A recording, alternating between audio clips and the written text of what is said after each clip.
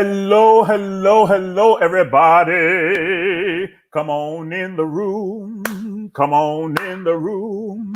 Come on in the room. Hello, everybody.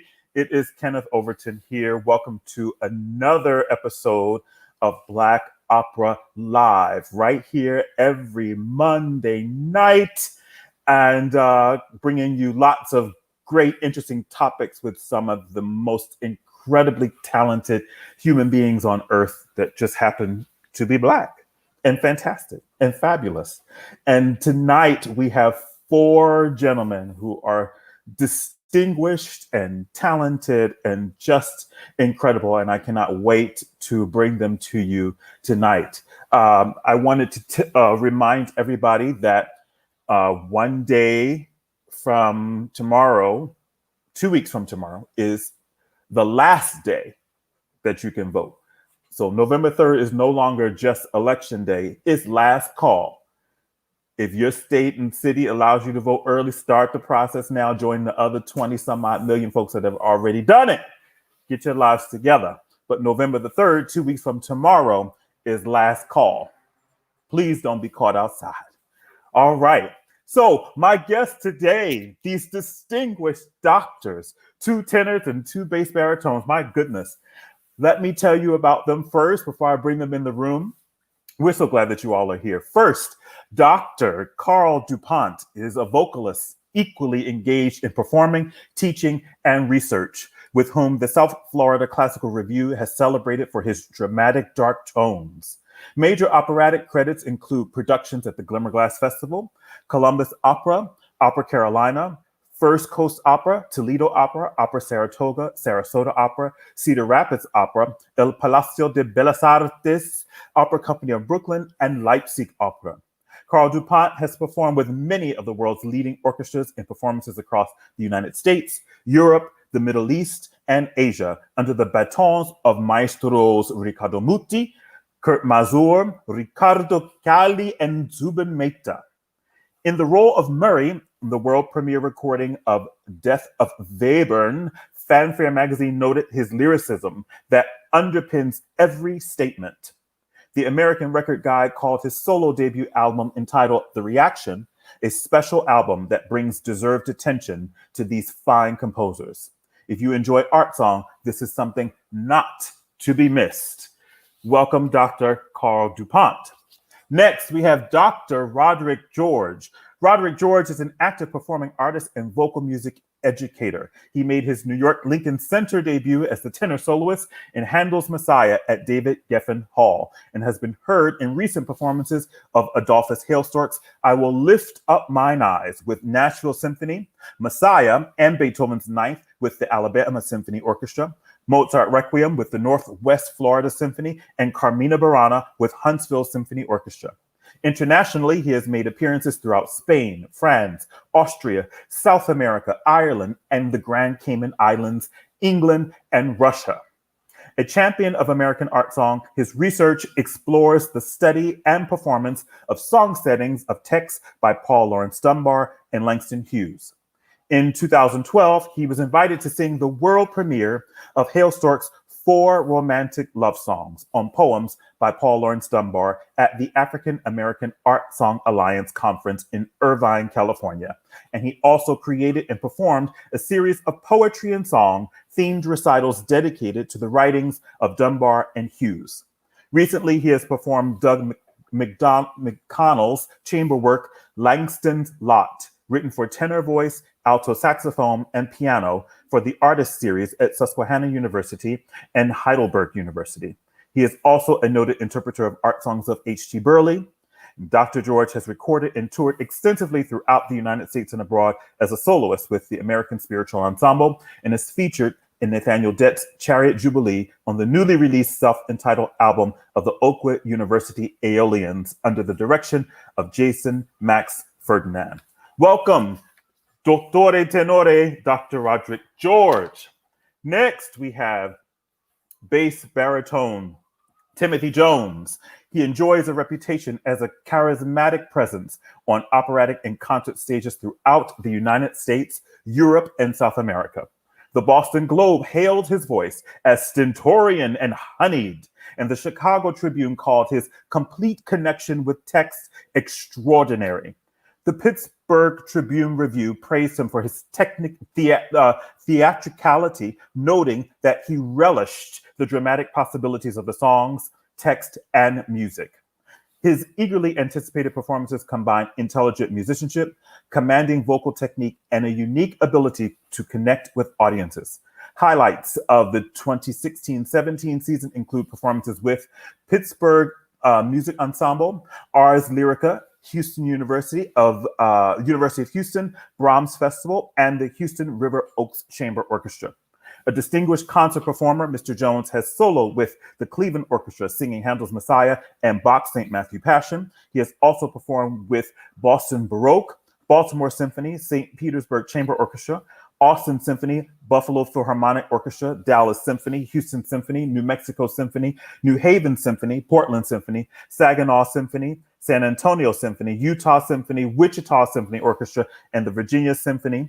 His repertoire includes Bach's St. John Passion, Haydn's Lord Nelson Mass, Mozart's Requiem, Beethoven's Nine, Verdi's Requiem, and a Sea Symphony by Vaughan Williams. Welcome, Dr. Jones in the house. And last but certainly not least, Dottore Tenore Albert Rudolph Lee. Welcome, Dr. Lee. Tenor Albert Rudolph Lee's performances have been described as vocally sumptuous, musically distinctive, and even acrobatically agile. Come on and flip and turn and twist. Albert, give us the notes, all of them. Having appeared with Opera Theater of St. Louis, Palm Beach Opera, Opera Theater of Pittsburgh, Philadelphia Orchestra, the St. Luke's Chamber Orchestra, the Collegiate Chorale of New York City, the Caramore International Music Festival, and the Aspen Music Festival. Lee's operatic and oratorial roles include Don Ramiro in Rossini's La Cenerentola, Don Ottavio in Mozart's Don Giovanni, Count Almaviva in Rossini's Il Barbiere di Siviglia, and Nemarino in L'Elisir d'Amor, and Ferrando in Così fan tutte, and the tenor solos in Mendelssohn's Elijah, Beethoven's Ninth Symphony, Handel's Judas Maccabeus, and the Rossini Stabat Mater. Throughout his performing career, he has also worked to preserve and expand the performance of Negro spirituals in domestic and international performances with the American Spiritual Ensemble. In addition, Albert Lee performed a recital of art song settings of Langston Hughes' poetry at Weill Recital Hall at Carnegie Hall, performed with the world premiere performance of Buffalo Soldier, an opera based on the story of the segregated 92nd Infantry fighting in Italy during World War II, with the International Opera Theater in Città della Pieve in Rome, Italy, and performed the role of Jesus in Jules Massenet's oratorio Marie Magdalene. Lee is a featured soloist on a recording of works by Pulitzer Prize-winning composer George Walker on Albany Records, singing musical settings of Walt Whitman. And these gentlemen, listen, I'm exhausted reading all the work that they have done, and then they still have time to teach all the folks. Teaching, and singing. What does that look like? What does it sound like? How does the industry handle all of that greatness coming from four incredibly distinguished and accomplished African-American men? Well, stay tuned and we will find out. But first, as you know, I carry receipts in my hand. So sit back, relax, and listen to some of the greatness.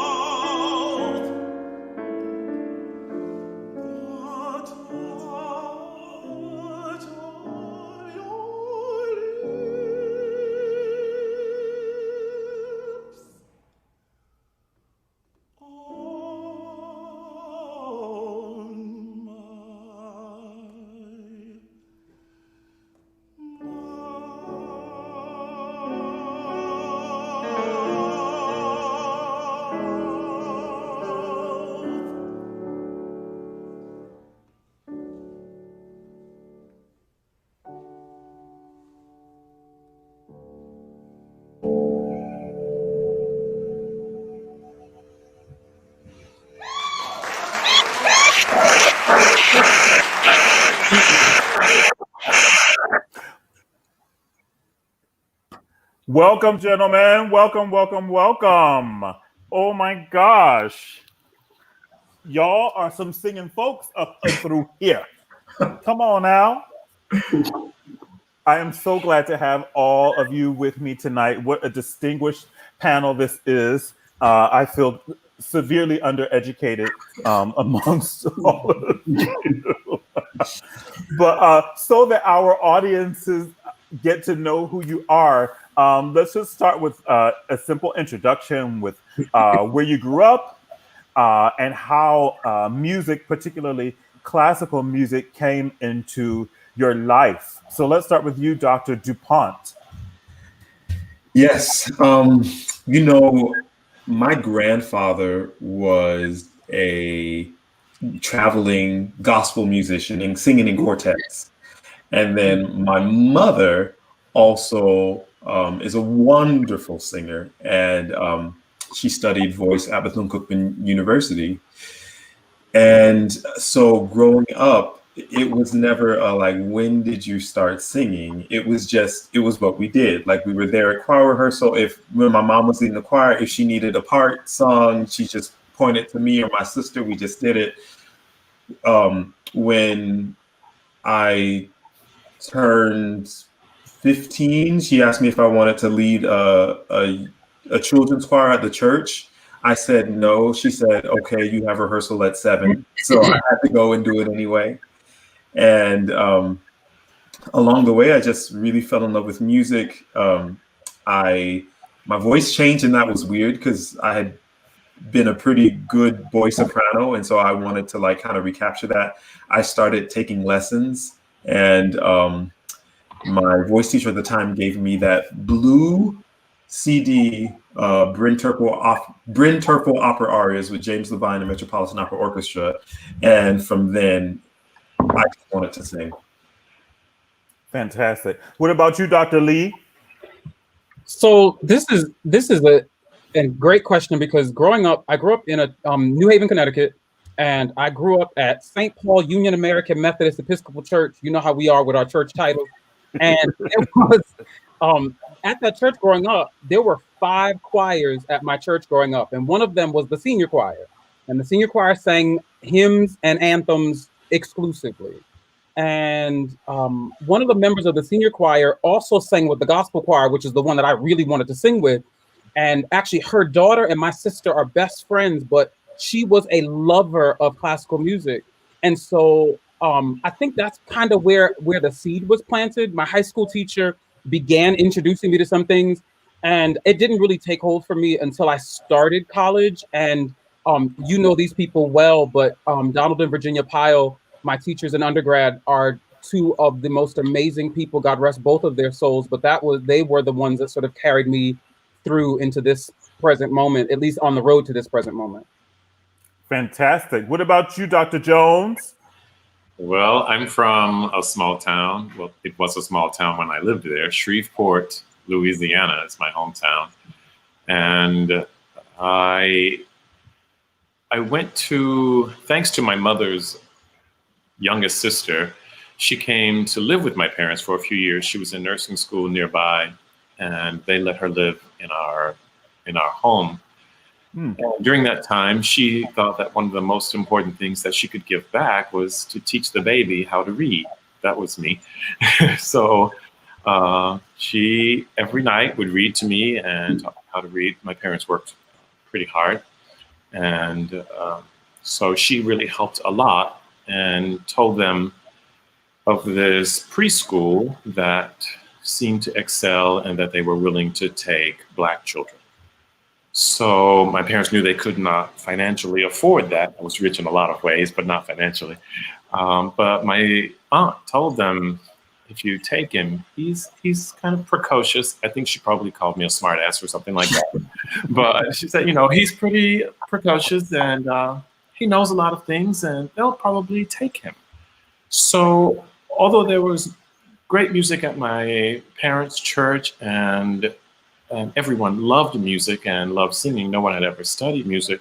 Well, this preschool, they took me to the symphony and to ballet. We went to see mausoleums, big companies. I was exposed to a lot of things that my parents would not have been able to expose me to. And I fell in love with this classical music. It was kind of piano playing that really did it for me. So I studied piano as a child. First, they took me to a jazz person. It wasn't quite exactly what I was looking for, but we found a classical teacher, and all through high school, I played for choirs and for soloists. And at the junior college, I was playing some lessons for a teacher, and I felt like I could do that thing that he was trying to get those students to do. So I tried it, and that was the beginning of the end. And went on to have a career in opera, try to keep it short. Fantastic, fantastic. What's up, Dr. George? Tell us a little bit. Well, I grew up in Mobile, Alabama, in the church. We were primitive Baptists. My dad was a deacon and superintendent of the Sunday school, and my mom, a Sunday school teacher, and she's at 77 and can still tear up a church. So singing definitely came from her. But I spent more time growing up on the piano. And so my older sister, Regina, started to take piano lessons from our musician at church. And I started playing around the piano. And so I thought I was doing okay. And the ladies in the church would say, well, you need to get you some notes.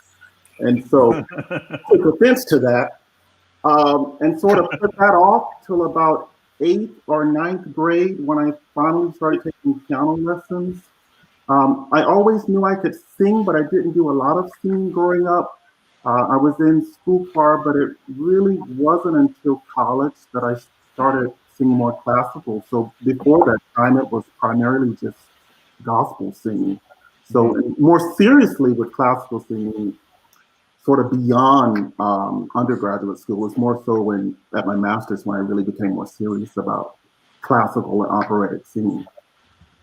Fantastic. So, gentlemen, where did you go to college? And did you go to college for music with the intention of being a singer or a teacher or both? Like, what was the thought process as like a 17, 18-year-old going into school? So where did you go and what were you going there for? Why don't you start, Dr. Lee? So I started out, so my undergraduate is at the University of Connecticut in Storrs, Connecticut, much more of a basketball school than it is a music school. But I went as a vocal performance major. I considered doubling in music education, and that was a consideration that my mom sort of pushed. My mom was like, make sure you can get a job on the other side of all of this. And my teacher said to me, do you want to teach K through 12? And I was like, yeah, no, not really.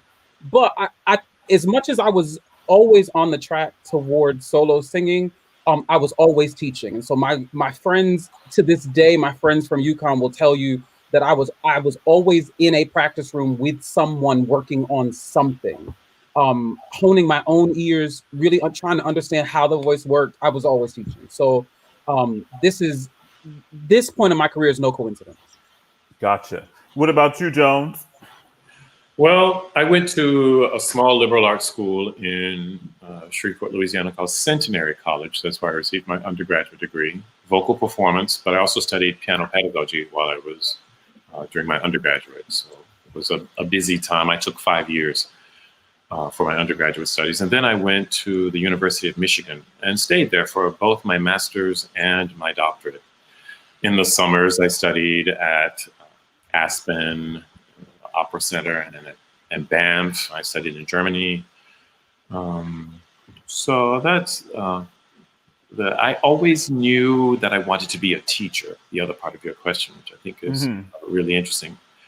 But when I went to undergraduate school, I had a double major in music and mathematics. I didn't know if I wanted to teach music or if I wanted to teach math. And I found out over the years that's very common. There are a lot of musicians who love math and are really stimulated by math as well as music. So it was a difficult decision for me at first, but I always wanted to teach, and I loved singing. it was a conflict all through my youth. How will I make this work? And there were several instances during my life when important people said, I don't know if you have to choose.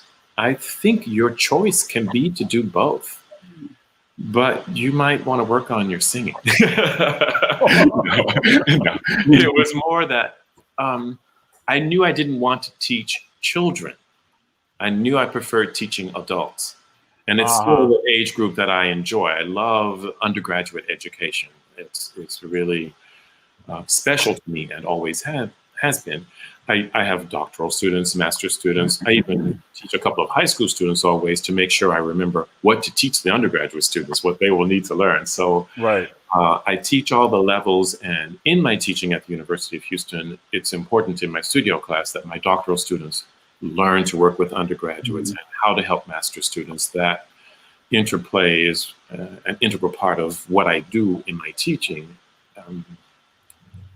But once I realized that I could make a choice and become this thing called a professor, and that for a professor of voice, you're performing and representing the university that way is your research for the university, then it seemed the perfect career for me. And this life, and especially this year, has really made that resonate with me in a very different way. I bet it has. To be able to continue both of the things that I love to do, to have some live performances, to have some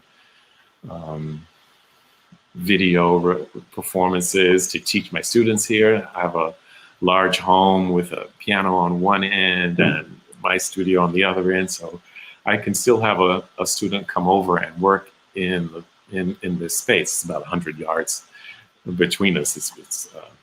It's very nice. It feels like singing in a hall for them, and especially when they've been singing in their small rooms under the COVID situation. Wow. So what about you, Dr. George?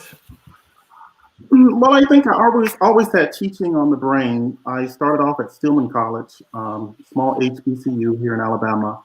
And for about a week, I was an elementary education major. And quickly realized that was a bad idea. So from there, I decided I would major in music. And my initial idea was that I'd be a choral director. And then again, I quickly realized I didn't like having my back to the audience. So I wanted to face the audience and sing. And so there was enough time where I could do a double major. And so I did a double major in English and in music. And so I went on to do a master's at Southern Illinois University. And I realized that I wanted to teach, but I also wanted to sing. But I did not want to teach high school. I didn't want to do middle school and so on. And so I realized that I needed a doctorate to do that. And so that's basically why I got the doctorate, is so that I could enjoy both of those worlds, being a singer and a teacher. And I always live by the thing that says that my performing informs my teaching and vice versa. And I think that's so important, being able to bring that performance experience into the teaching studio. And I think it makes a world of difference with my students. Fantastic. Fantastic. What about you, Dr. DuPont?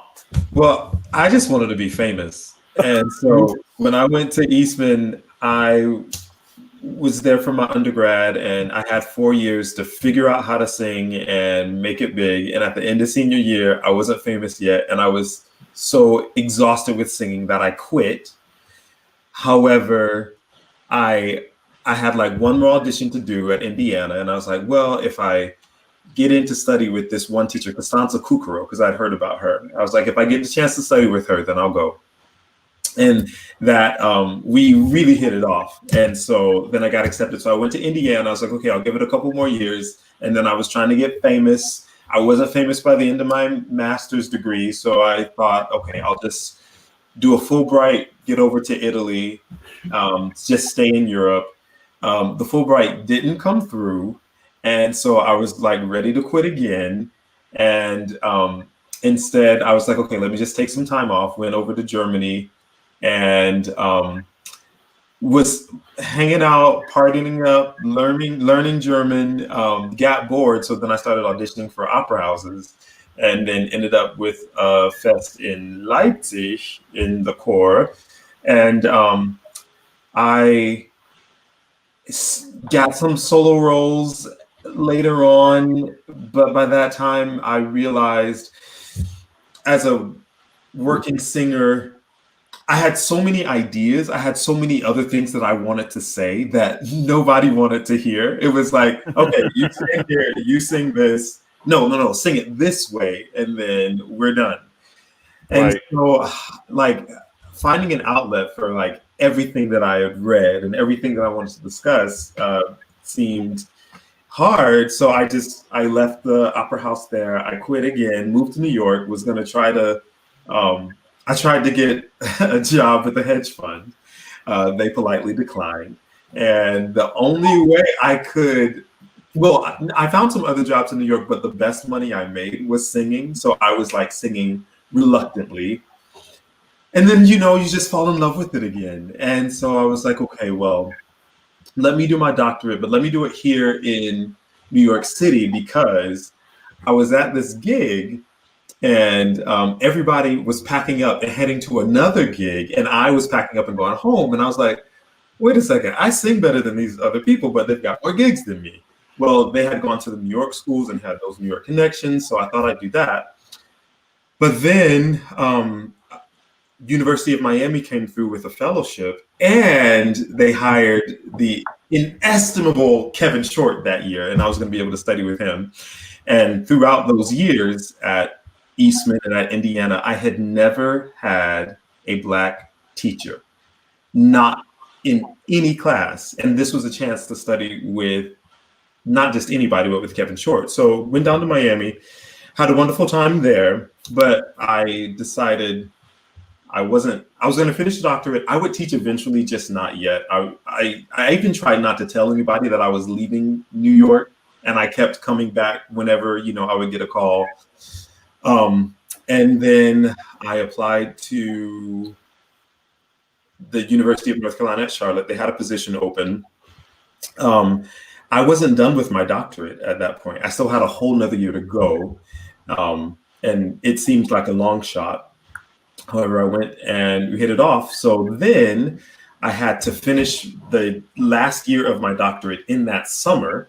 And that was the summer that you and I were in Mexico for that production of Porgy and Bess. And I was going back to my room and writing my dissertation that night while everybody else was going out and drinking tequila.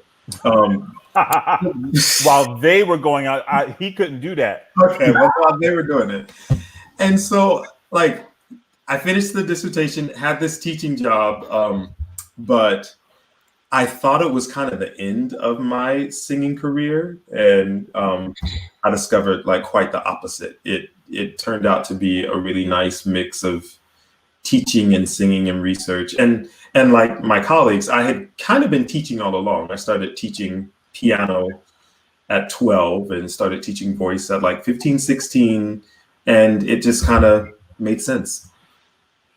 Fantastic. So, having a PhD, do you feel, well, first of all, this is a very intimate and distinguished group, because as we were trying to figure out before we went on the air, there's probably only one more Black male that we could possibly have added to this panel, and that's Dr. Darrell Taylor. Why do you think this grouping is such a small number in the grand scheme of teaching voice, particularly in America? Let's say, Dr. Lee, you have an assumption or answer for that? You would come to me first. So I think there's a clear reason why this is a small and distinguished group. I would say that for all sorts of reasons, and one of them, I think the chief reason being the social structure of our country in general, doesn't necessarily promote us moving through the academic rigor necessary to get to the end. And I mean, there are basically two paths to a university professorship. It's either the doctorate, or it's a major performing career, or it's both. And there's especially if you're at a research institution where the level at which you have to continue singing in order to earn tenure and promotion is a little higher. And so, as with everything in our country, there are all sorts of barriers along the road. I never intended to get a doctorate. I finished UConn. I did a master's at Juilliard. I was out singing professionally for 8 years and doing some teaching as well on the side. I taught at Lincoln University for a couple of years and in Pennsylvania. And I never ever intended to do a doctorate. I did it partly because the economy tanked in 2008. My work started drying up and I needed to sort of rebalance things. And so I went to Florida State and worked on a doctorate there and had a phenomenal experience. But there are traps and pitfalls in the doctoral process and in the tenure process that many people, when you don't have support and you don't have people that you can call upon in the process to say, hey, I'm dealing with this and I have no clue how to navigate it. So I think I'm really grateful for people like Alphonse Anderson and Daryl Taylor, and Everett McCorvey, people that I could call and say, hey, here's where I am. I need help because I don't know how to deal with this obstacle. There's nothing in my childhood that could have prepared me for some of the pitfalls of this kind of work. I think the work ethic I got as a child and the sense of self-respect and respect for others, those kinds of broad general things. Yeah. This journey is wonderful and wonderfully treacherous. Okay. I like it. Come on with that answer. Dr. George, you want to add something to that, or you have something completely different? No, I agree with Albert. It's just very difficult. And like he said, not having a lot of role models who have pursued that particular track can be sort of daunting. And I always say that the doctorate doesn't require a lot of smarts. You just have to have the perseverance to go through hoop after hoop after hoop until you can see, the end of, the degree. And still, as African American men, it's still seen as sort of an odd thing when you tell a person that, first of all, you're a university professor, and then they say, well, what do you teach? I said, well, I teach music. Oh, what music? I'm an opera singer. And then it's like, oh, end of the conversation. So it's like they don't know how to accept that, particularly from, an African American male. Interesting. What about you, Dr. Jones? Similar?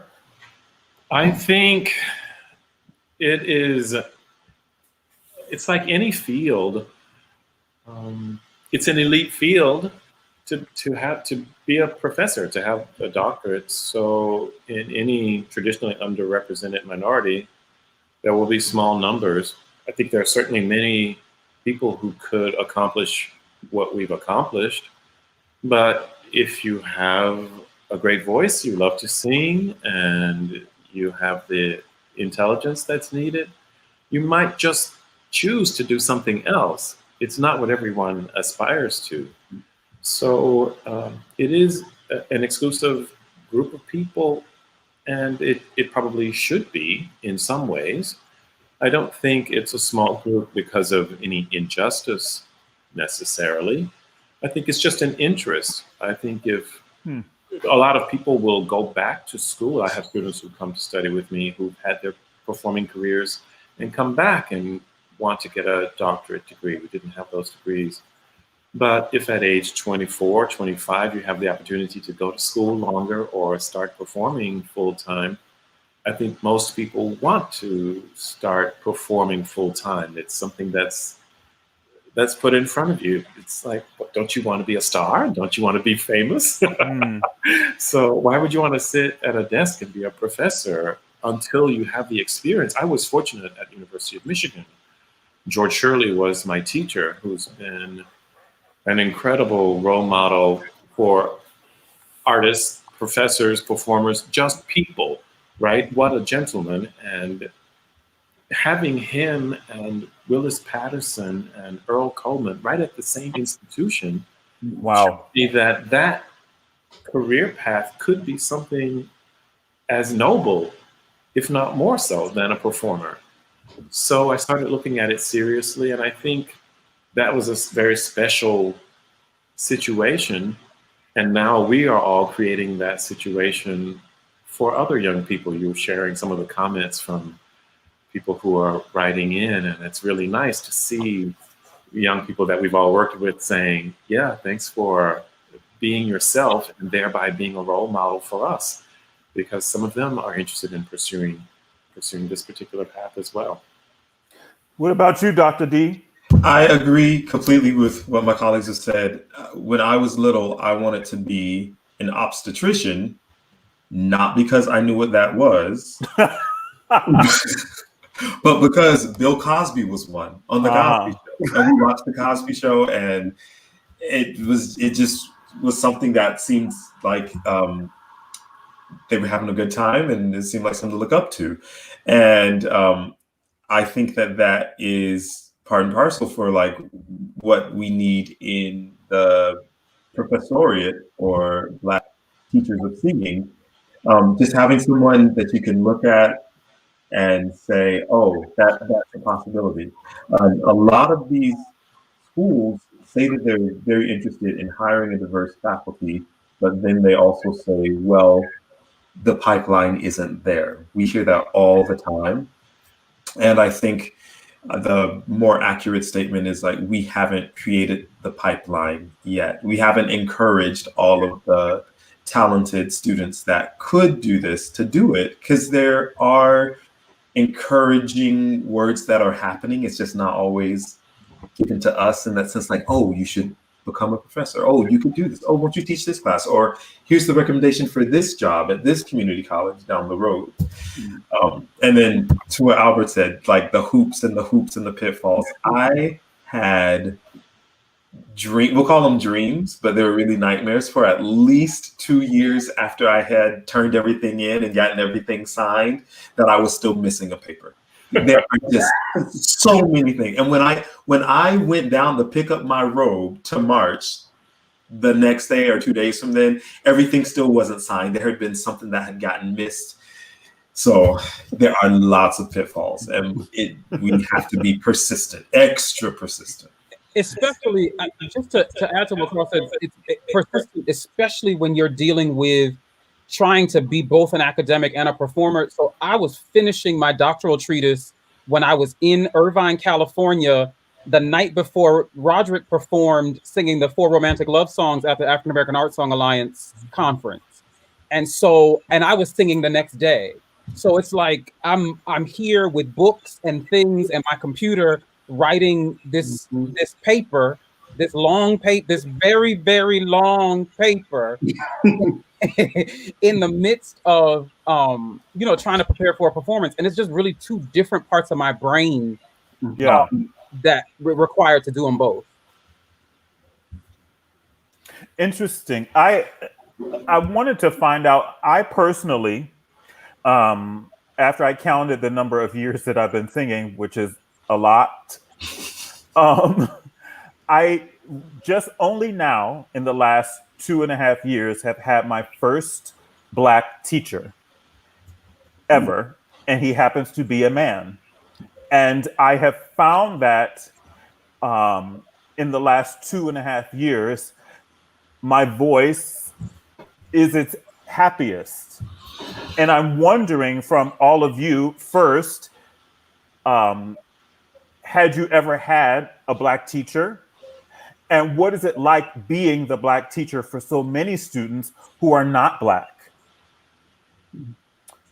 So you want to take that, Tim? I know you studied with the great George Shirley, but anything else to that? Sure, it's a great question that you ask. In many ways, it depends upon the student, right? For some students, there's not really a difference. Students who are not Black, my students who are Black, everyone looks at me and they know that I'm Black. So that's a non-issue. If you make the decision to come and study with me, you know that this man is Black. They may not know that my mother's family is Native American or they don't have to know everything about me, but that is something that they know right away. So if that were going to be a problem, then that person would probably choose a different teacher. I do think that I am different, and I want people to know that I am indeed a Black man. I just don't want them to treat me negatively because of it. See my color, see who I am, know that some of my experiences are probably different than some of yours, and that might make it possible for me to help you sing a little bit better, especially with a young student who is Black. One of my dearest students is Elliot Hines. You talk about being over in Leipzig.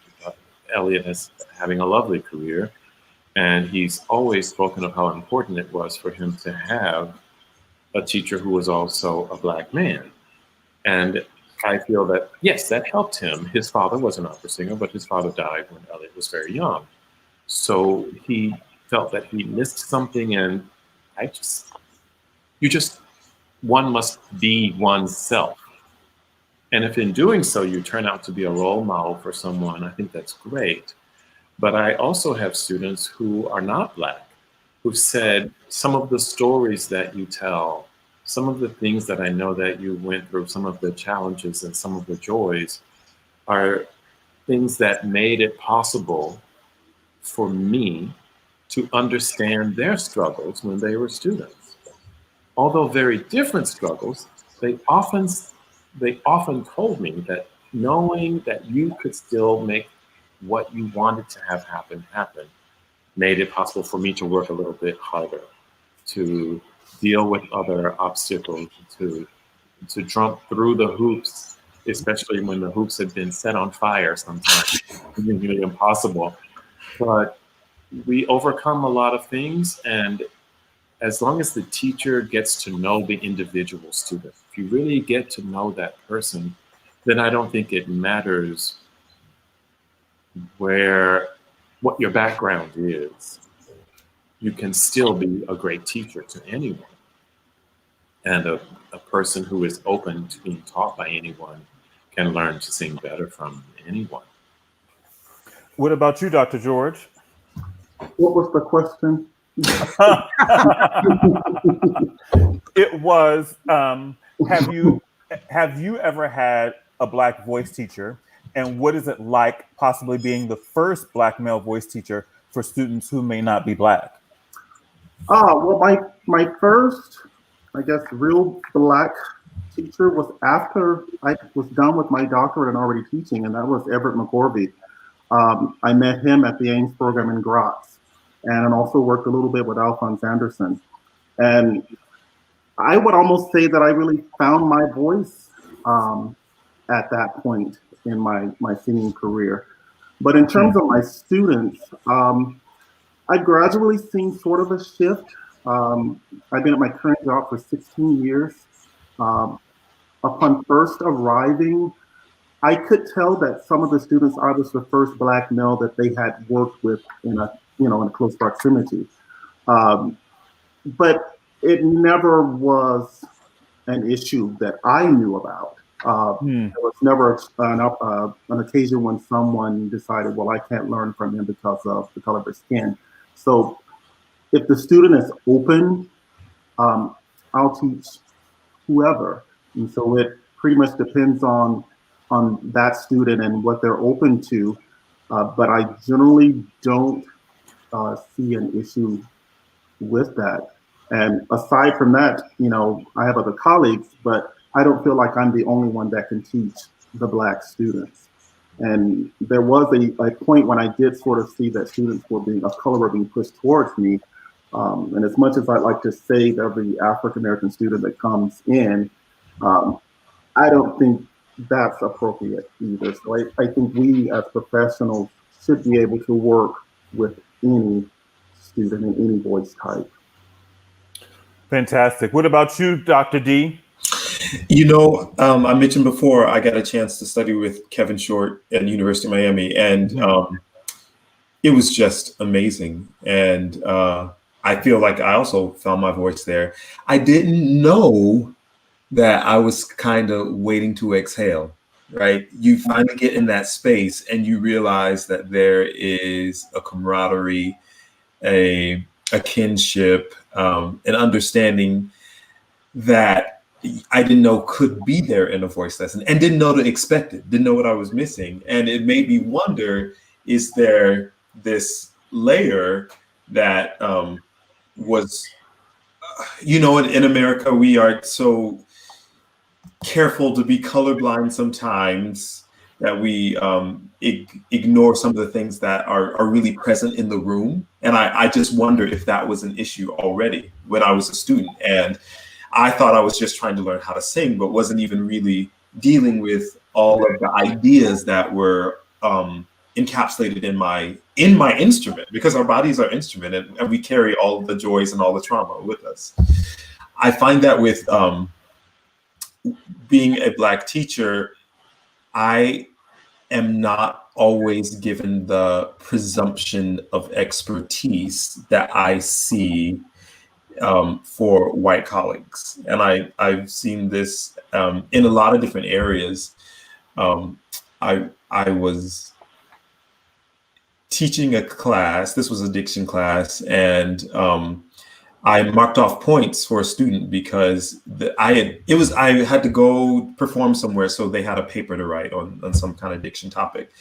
And this essay was handwritten on wide ruled notebook paper, scanned and uploaded. And I took off points because it wasn't typed. And the student confronted me afterwards and said, "Did you take off points because it wasn't typed?" I said, "Yes, that's what it says right there." It says, "Well, you didn't say it needed to be typed." I was like, "Well, it was an essay and there's an expectation in college work that it's typed." And he said, "No, it's not." And I was just kind of shocked at anybody talking to a professor like that, because I hadn't seen it, and definitely I hadn't done that before. And in bringing this issue up with my superiors at the time, they're like, no, Carl, that's not the issue. But they never had that experience, and they don't recognize that tone of voice and that kind of implication, which really resonates from years of experience for me. So I have learned how to mitigate that as we go along. But in general, I mean, it can be a wonderful experience for teaching and learning and growing. And as long as you address it as such, it can be an amazing bridge between white students or Asian students or Latinx students. I've found that it can help. Okay. What about you, Dr. Albert? So I'll answer the question this way. I think when we look at educational research shows top to bottom that specifically Black males who have a Black male teacher in the early part of their educational careers have better outcomes. And to make it a little broader, I had my first Black teacher in second grade, who was a woman, and my second Black teacher was when I was in fourth grade, and we had this little project that we had to do, and I was singing at that age. And my project, I had to do a presentation in class, and my project was a presentation on Leontine Price and Jesse Norman, who I had no clue in fourth grade who they were. And although I was singing, I certainly wasn't trained. I certainly knew nothing about training, but clearly this woman saw me and saw the need to introduce this to me. I did not have my first Black male teacher until I was in college, and the director of choral activities at the University of Connecticut, Peter Bagley, was my first Black professor. And what was interesting about Dr. Bagley is we often think in the choral world, okay, the black professor is going to come in and we're going to be singing spirituals all the time. In 4 years at the University of Connecticut, I sang a spiritual once, and it was my senior year. But what I did learn from him was how to navigate some of these spaces. I learned musical elegance and excellence, especially in Baroque and classical period renderings. It for me was amazing to watch this particular Black man command respect from the room at all times. And it was the space where I learned, by setting a standard, by living up to the standard that you set for your students, that you have the potential to earn their respect. And so, I have understood, I think, throughout my singing and my teaching career, is that when I come to the table, especially with this particular generation of Gen Z, I understand at the time that I walk through the door the first time, I will have to earn their respect. It will not be given to me, whether I like it or not, whether I think it should be that way or not. And I'm 100% comfortable with that, only because you have to teach the person that's in front of you. I think what I have valued, two teaching experiences I have valued greatly. My first teaching experience, that was 2 stints at Lincoln University in Pennsylvania. It was, for me, the first time I was teaching at an HBCU. And so I was a Black man having a career in classical music, teaching Black students. And actually, one of my students commented earlier, Kyle Wooten, who was a PhD student in choral music education now at Florida State. Incredibly proud of him and what he's accomplished thus far, and looking forward to what comes next for him. But that was one of the most special experiences of my life, because I got to talk with students not only about the material, but also about how I came to that particular experience, and gave them an experience that they wouldn't otherwise have had when we went on tour and things like that. Here at the University of Nevada, Reno, where I'm currently on faculty, it's been pretty amazing to be able. I call my studio a United Colors of Benetton ad. I have every color, I have every race, I have every creed in my studio. And we often sit and have conversations, and rather frank conversations, about my experiences here at this university, my experience career-wide.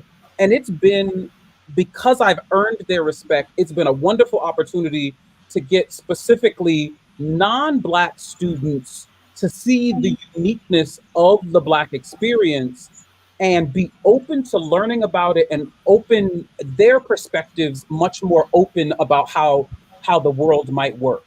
I had a conversation with an undergraduate who was finishing up, and we sat down, and I said to her, I said, I owe you an apology. And she looked at me crazy, because she was like, what do you owe me an apology for? And I said, I have been hard on you without letting you know why I've been hard on you. And I need you to know that I've been hard on you because I need to make sure that, and she was a music ed major, when you walk out into these schools as the only music teacher and you get tossed to and fro, I need to know that you know how to show up prepared, and that you know how to stand on your own 2 feet as a Black woman and stand your ground, and not let anybody tell you who you are, but that you command that for yourself at all times. And she looked at me like I was crazy in that moment, but she delivered one of the most memorable senior recitals that I've had of a music education major, and is having great success as an elementary music teacher here in this district, where there's a very, very small Black population, and she is right here, in the trenches, making it happen with her kids. So it is very dicey, but for me, there's no question that Black instructors are important. That does not preclude quality. Like, you need to be a quality instructor.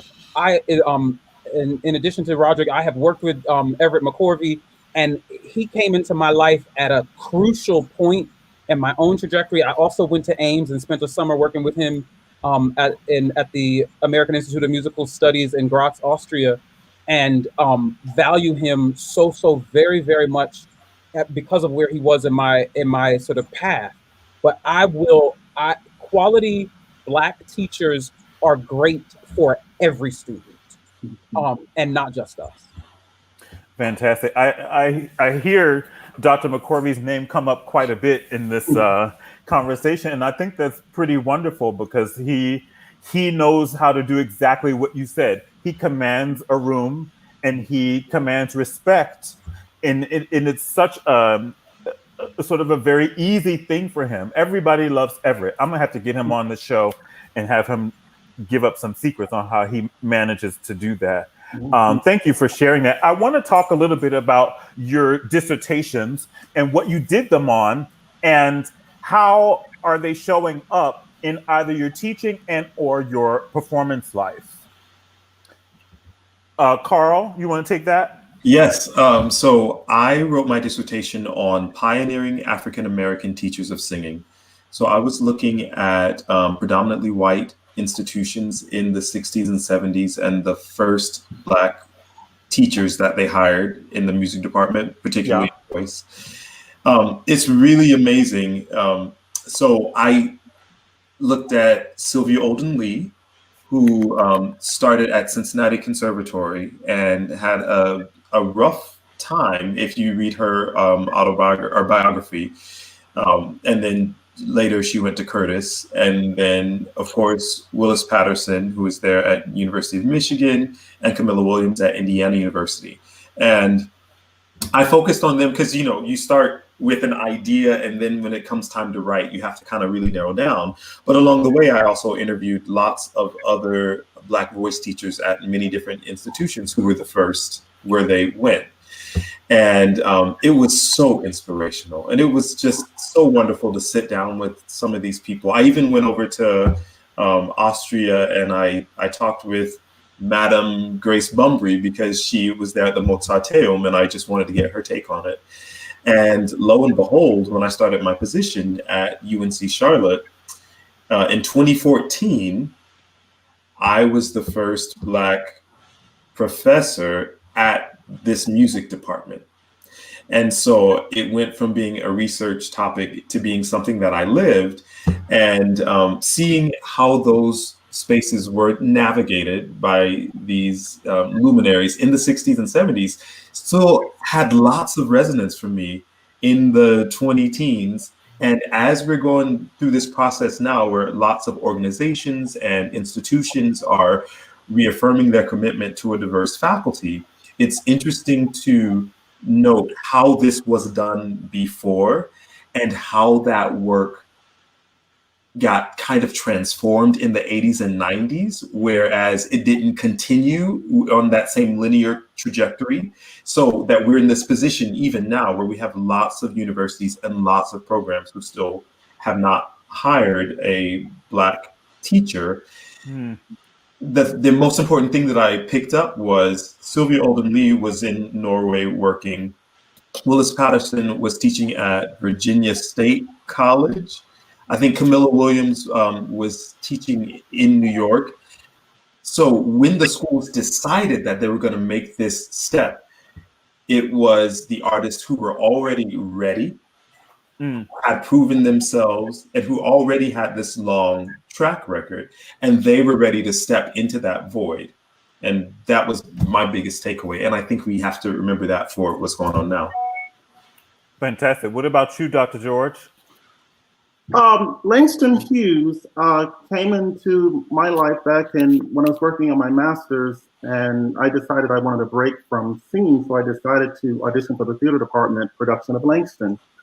And to my initial shock, I was cast in the role of Langston Hughes. And so during that time, I learned lots and lots about his life and about his poetry. And so when I went to Florida State, I needed a topic. And so I said, well, how could I combine my love of poetry and music? And so that's how I came up with the idea of studying art song settings by American composers on the portrait of Langston Hughes.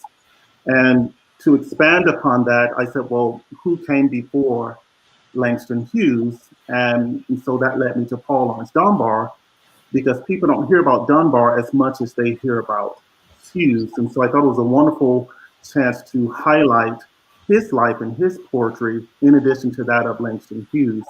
And so it's something that has continued since school. I have a series of programs that I do based on their poetry, and Albert mentioned that I premiered the Dunbar songs that Hillstark wrote, and I hope to record those very soon. So, use Dunbar art song. That's my thing. Well, as you folks know, I carry receipts, so we're going to hear a little evidence of it. Hold on to your wigs.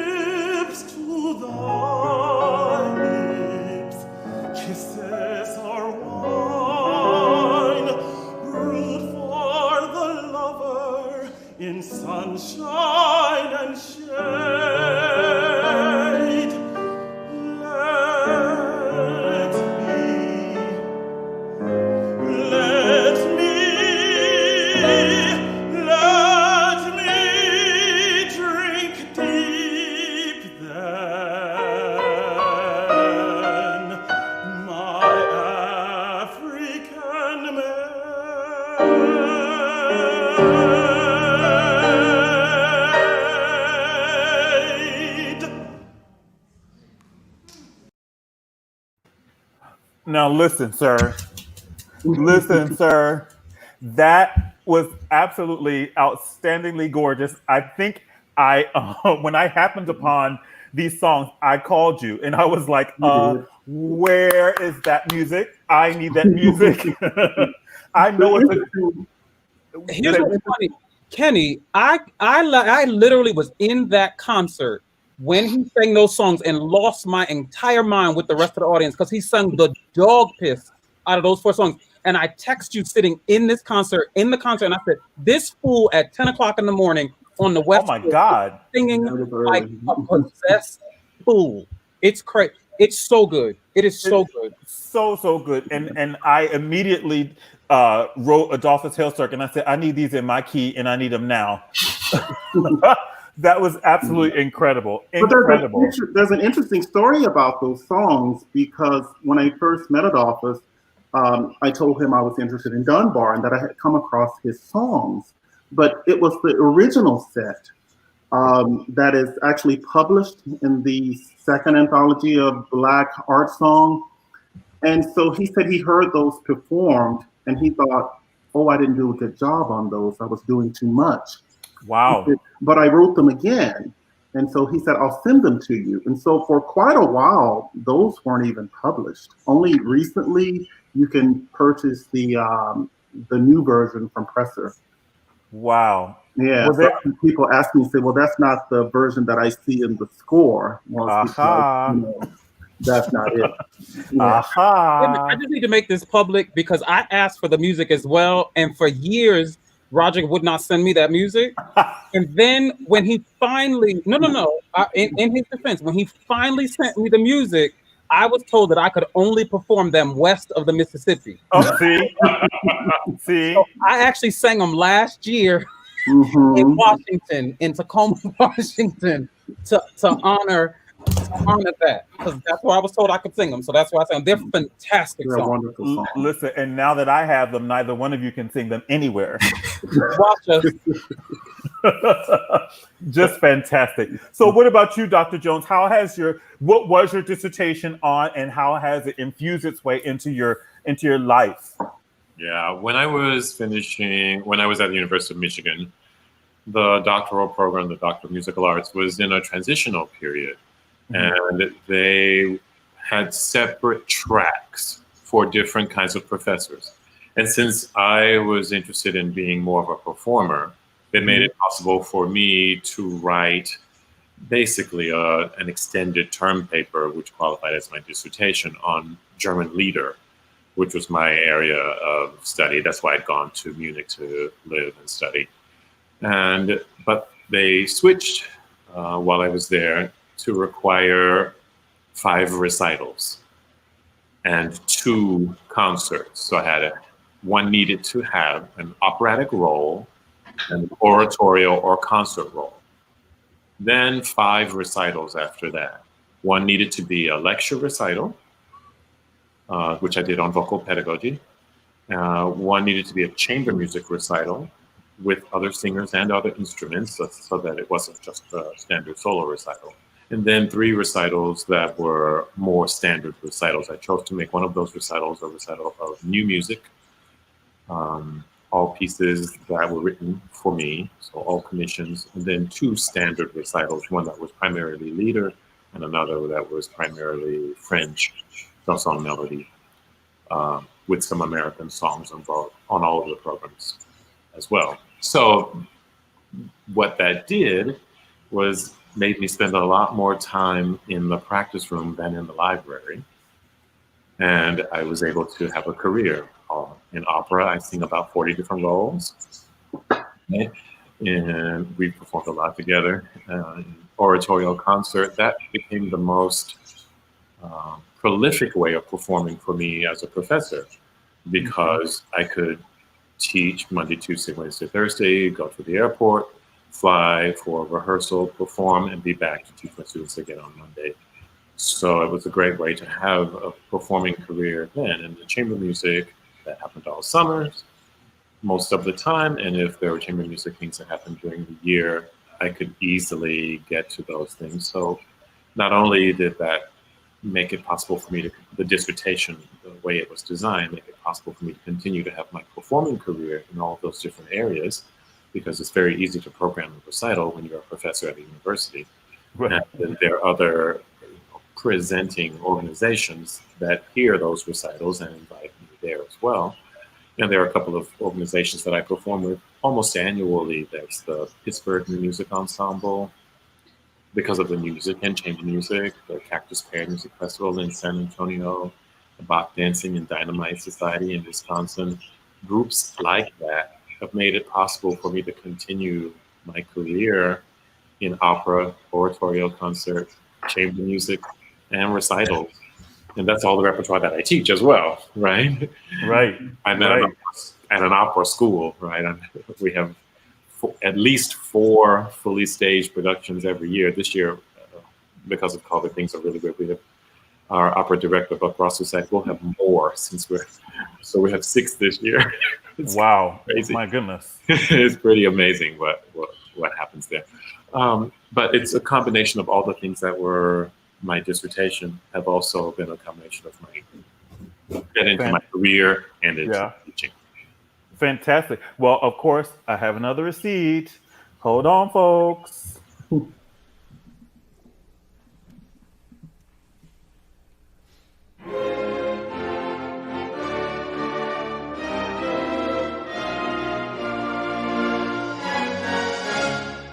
Jack Sprat could eat no fat.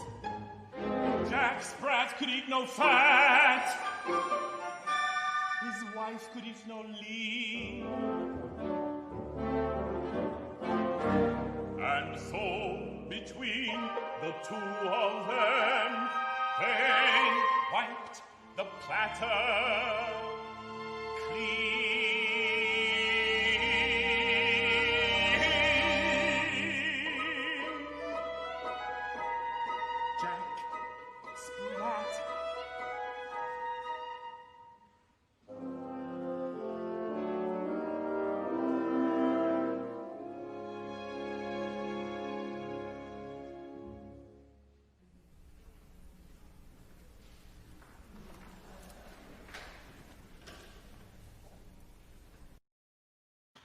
Now, listen, the mind and the throat that it takes to do something like that. See, I can't wrap my mind around it. It still makes me laugh every time I hear it. Oh my God. Like, how does one go about trying to learn that? I can't. Oh, you can. I've I heard need, you in some very challenging pieces. We have to make it sound easy is the goal. listen, Thank I you. need I need my pitches in the orchestra. They were not. In the orchestra. Actually, Tim, one of the times you mentioned that we did perform together was, now that I think about it, pretty historical in that it was the second time, I think, in history that there had been a black Don Giovanni and a black Leporello that we did in Houston with a black maestro, Maestro Willie Anthony Waters. That So, was a very special time in our lives. Great. yes, very, very special. Very special. Now, Dr. DuPont, can you talk to me about the spiritual and how it figures into your life and into your work? Oh, you know, I'm hesitating because I feel like my answer sounds like everybody else's answer. But it was really a family affair. My mom sang them to us. She insisted that we learn them, that we sing them with dialect, and we did that as that was just an important part of growing up. And we sang as a family. We actually had a we had a family group called the Four C's: Constance, my mom; Carla, my sister; Carl, me; and Christ. Yeah. And so we sang spirituals, we sang gospel songs, and it just always really felt like something that I always did. I remember when I was doing my senior recital, I was like, okay, you know what? I'm going to do these art songs by Black composers. I don't want to do spirituals because that's going to be what's expected. And I told my mom that, and she said, "Oh, well, then I'm not coming." So it was more than, it was like an expectation. It was a family heirloom. It was our inheritance. And it's so since then, it's always something that is in my recitals. I actually used to, when I was doing my own practicing, I used to start with singing always something in Italian, because that's kind of what I was taught. And then it dawned on me the other day, like a while ago, but why not just start all my practice sessions singing with the spiritual? And so I do that now, and it feels wonderful. And it is such a wonderful way to go into other languages by starting with my own. And I love singing with the American Spiritual Ensemble. That has been one of the highlights of my performing career as well. And I always feel like I can feel the ancestors, when we're on that stage. So it's been a through line. Fantastic. Well, catch this, folks.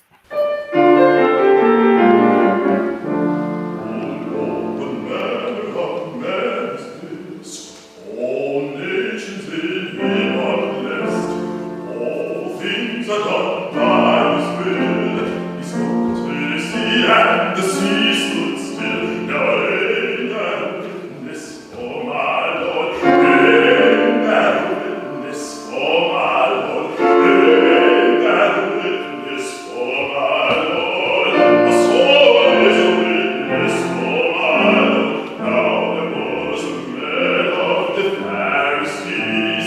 His name was Nicodemus, and he didn't believe the same thing Christ I oh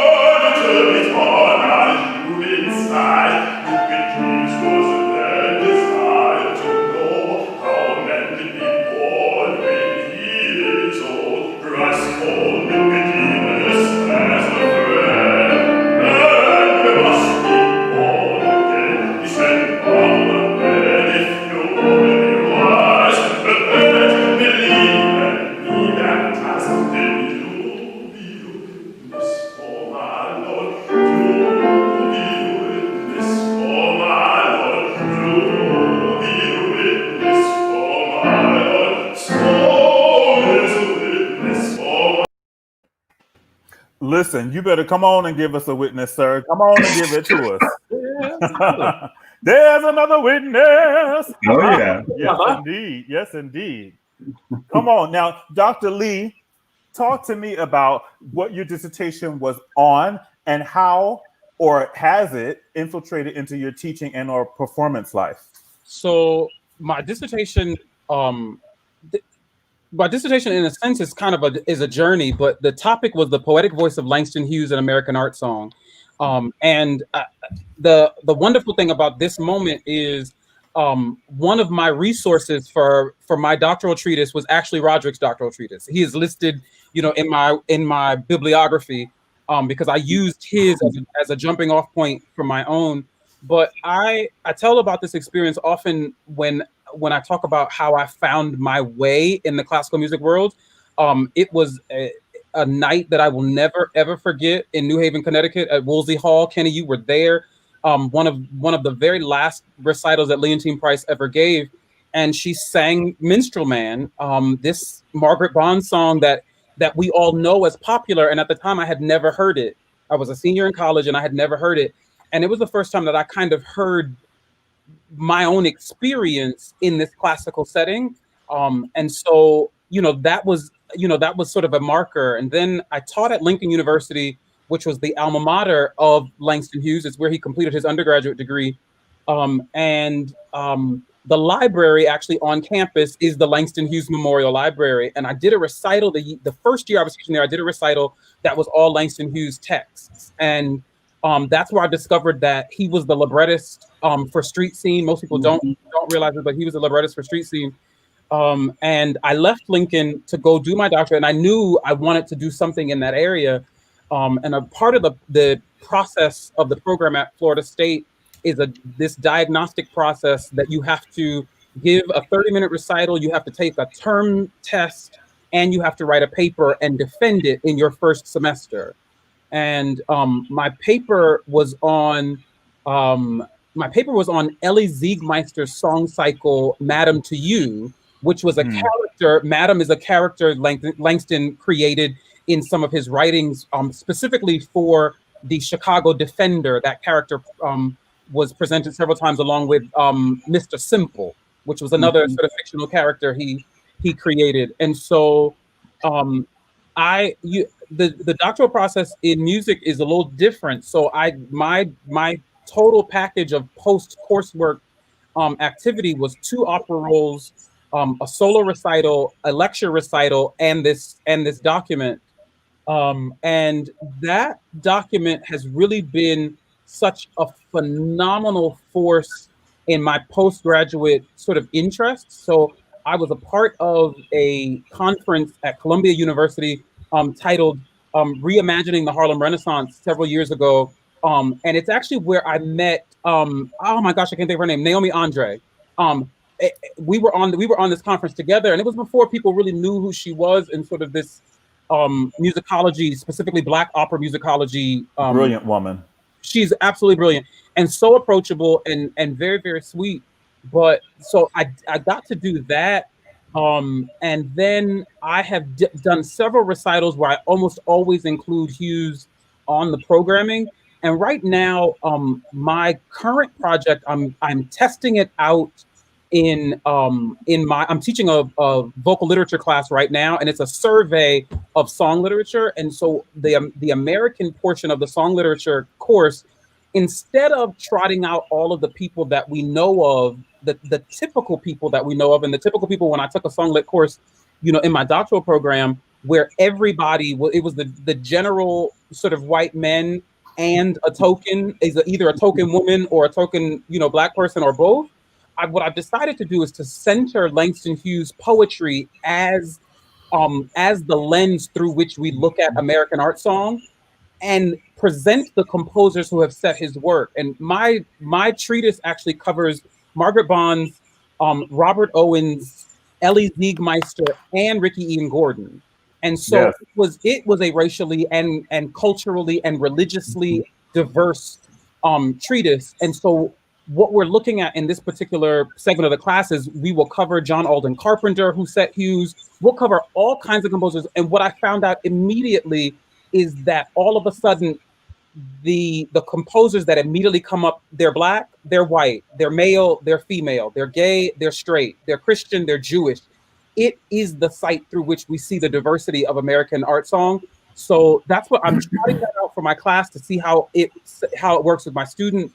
And I'll start working on an article for it for the Nats Journal to basically make the case that in the same way we often center Lieder around Goethe and a couple of others, we center Melodie around Victor Hugo and a couple of others, that we should be centering American art song, the study of it, around Langston Hughes, because it covers the gamut of this particular canon. That's fantastic. Absolutely fantastic. I love it. Now, this receipt I have, it ain't Langston Hughes. No. It ain't even by nobody Black, but somebody Black is singing it, and it's fantastic. So y'all gonna watch it anyway.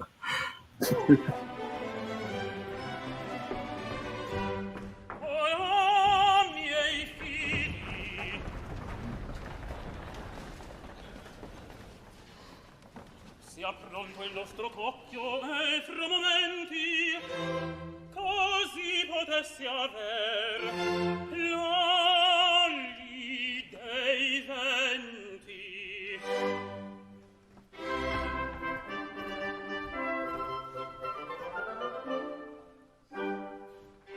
Di trovarla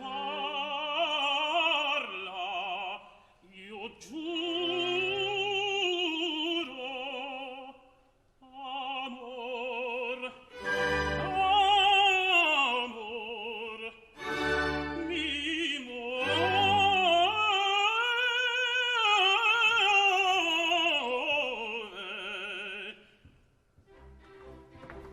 Se fosse in grembo a Giove, io la ritroverò. Se fosse in grembo a Giove, io la ritroverò.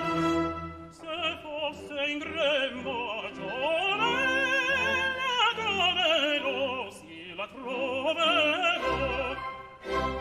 Sì, lo giuro, amore muore. Se fosse in grembo a Giove, io la ritroverò. Se fosse in grembo a Giove, la troverò, sì, la troverò. Io la ritroverò, io la ritroverò, la ritroverò.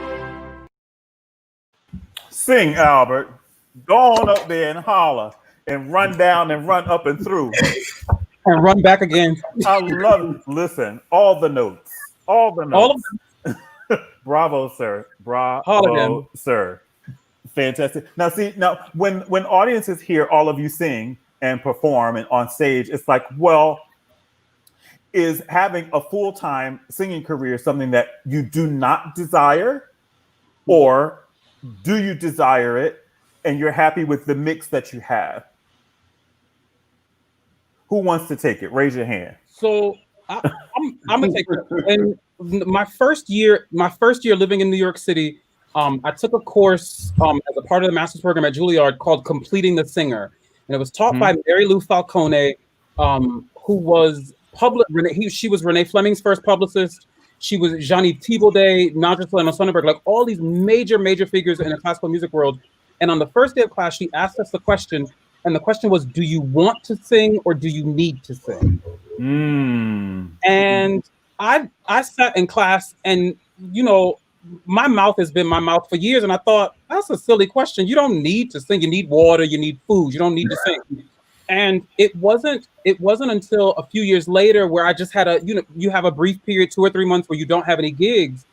And I was losing my mind. And it was the moment that I realized I really did need to sing. And it wasn't that I wasn't doing musical things. I was teaching at the time. I was busy, but I hadn't been up in front of an audience. And it's when I really had to accept the fact that there was no way that I could walk through this journey and walk away from singing itself no matter what it turned out to be. I years ago I learned this proverb. Proverbs 18:16 is a person's gift makes room for them and brings them before great people. And so I'm grateful that the singing gift has made room for me, and I'm doing this other stuff and research projects and singing some crossover stuff now as well in Europe and in the United States. And so I sing. It is what I do. I also teach. I also research. But singing is the gateway to all the rest of the stuff. Mm-hmm. Who wants to take it? Do you agree? You want to add to that, Carl? I completely agree. I think Albert, I think you just said that beautifully. Like I mentioned before, I have tried to quit singing multiple times, but I always think there's that line from Brokeback Mountain. I don't know how to quit you.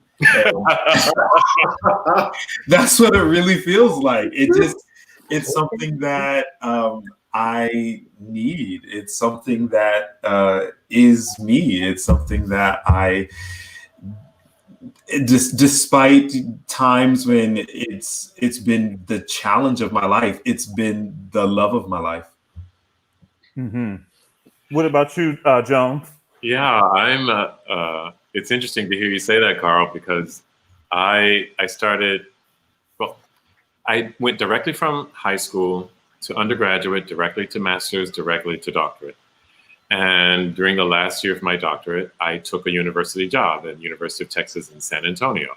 So I was always in academia, although I'd made my professional debut with Michigan Opera Theater and started performing, I still had this academic life. So after my first 5 years of teaching at the University of Texas, San Antonio, I took a leave from the university because I realized in talking about my life and evaluating who I am and what I've done, that I've always been in school.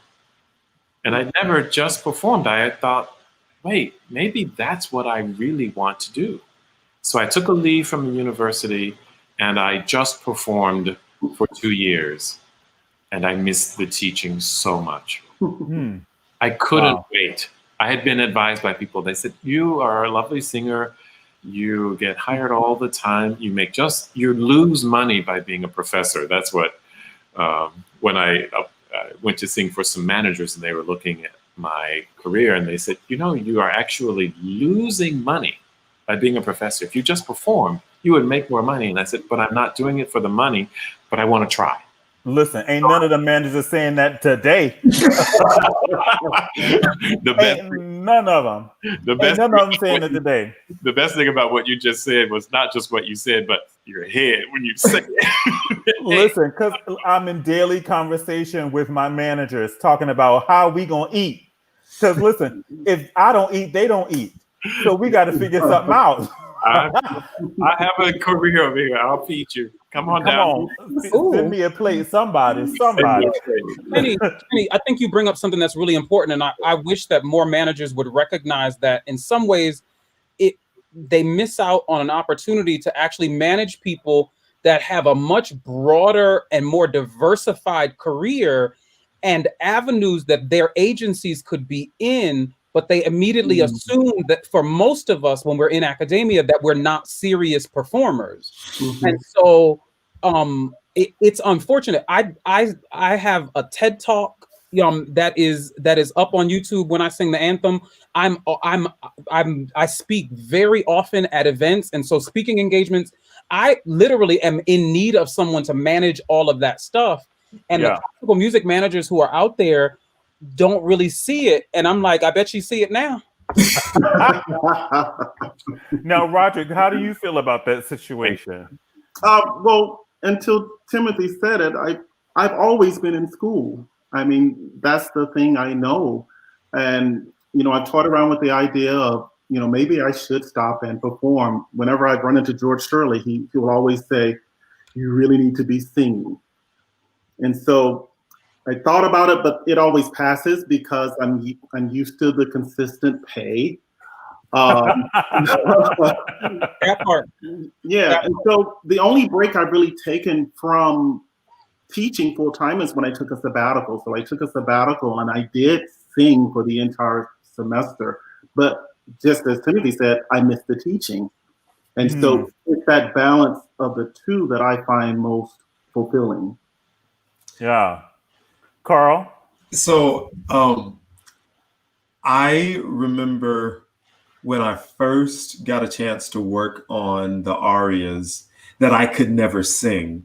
But as a teacher, you get to immerse yourself into them and you get to talk about what Dorabella really means here because of what Fiordiligi has already said. And I was like, a whole new world. So amazing to find, like, just, because opera is so all engrossing. When you're learning a role and you're reading the background and you're translating the text and you're looking at the IPA and you're finding out about the librettists.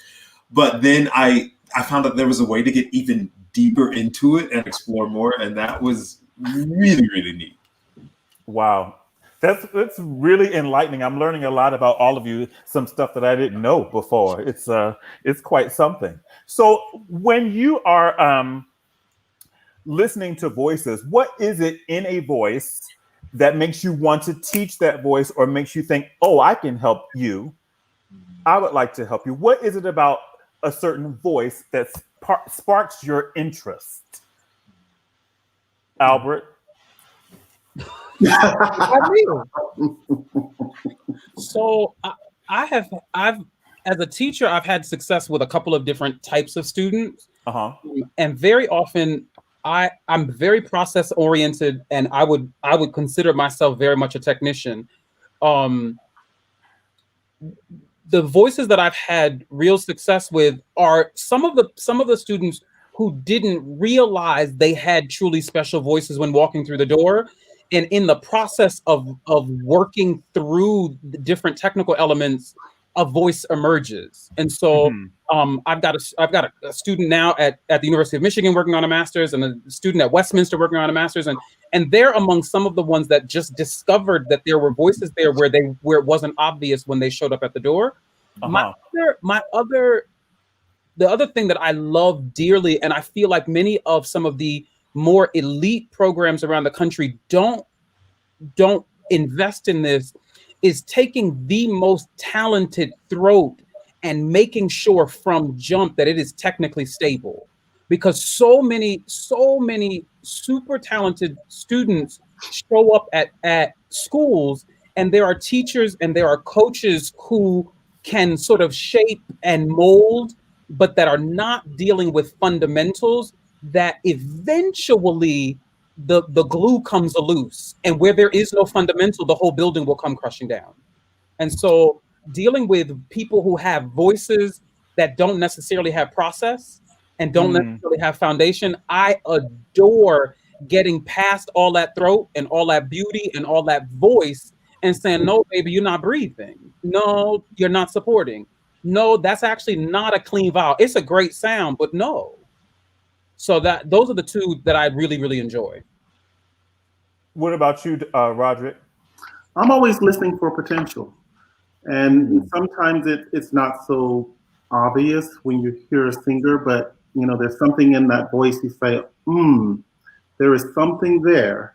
And just like Albert said, going through that process of, figuring out, what can make that person a better singing, really just with the basics. I spend lots of time on vowels.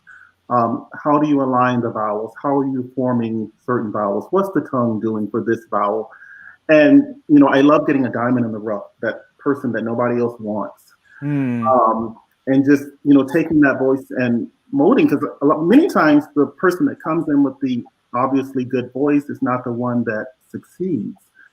Sometimes that sort of kind of rough voice, raw voice that comes in, but if that person really, really works, then, that's the real joy of teaching, is really taking that voice and really building that instrument. Yeah. Wow. Interesting. What about you, Jones? I think when I listen to voices, whether I'm listening to young singers who are training and studying or professional singers, I listen a lot for the person's soul, for who they are, who the being. It has a lot to do with communication. And there's something that I hear that I sometimes, it makes me laugh, it makes me cry, it moves me. when I hear someone, you think of all the greats, you and I, we share, when we get together, we joke so much about Nantine and Jesse Norman, but it's always the women, it's always the sopranos. But there's something that we hear in them. We hear their soul in their spirit in their singing. With whatever role they are portraying, or if they're singing art songs, doesn't matter. There's something that's uniquely identifiable about that person's voice. And that's what I listen for. I listen for something that's special. That if I hear this person sing 3 notes, I know that's Collis. I know who that is. Yeah. Hear that soul in that voice. And I listen for that. And certainly, as someone who received a doctorate from Michigan, I'm going to teach fundamentals to them. Yes. In addition to freeing the voice so that that soul can really move other people the way that they move me. Fantastic. What about you, Carl? Similar to Tim, I really care about intention and communication. And I have always really loved language. And when I see someone that takes delight in that as well, I know that there's a way that we can communicate together. I think that I love working on the technical stuff in order to get that message across. And I think that that's really thrilling. And, you know, not everybody is ready to say what's on their heart. And it's hard because not everybody's ready to share. And you have to be so vulnerable as a singer. But when you see someone who is ready to be vulnerable, it's just such an incredible thing to work in that way. I want to actually change my next question based upon this comment that Diane Thornton said. When I hear what you gentlemen say about teaching, it gives me hope for the future of vocal programs in music schools. So can we talk about it? I mean, can we talk about it? Because 3 of you, I believe, do not teach at conservatories. Carl, you're at Peabody, yes? Peabody Conservatory. Okay. So the opera industry tends to ambulance chase at the conservatories, the big ones. And it's very strange to me that 98.7% of the time, there are no Black faculty, particularly Black men, at these leading conservatories where some of the best voices are. Do you ever desire to, say, teach at one of those places, or does it not bother you and you are happy where you are? Do you think that you deserve to be at those places and could make a difference in those places? And I'm gonna take a little bit of Maxine Waters and sip while y'all marinate on that.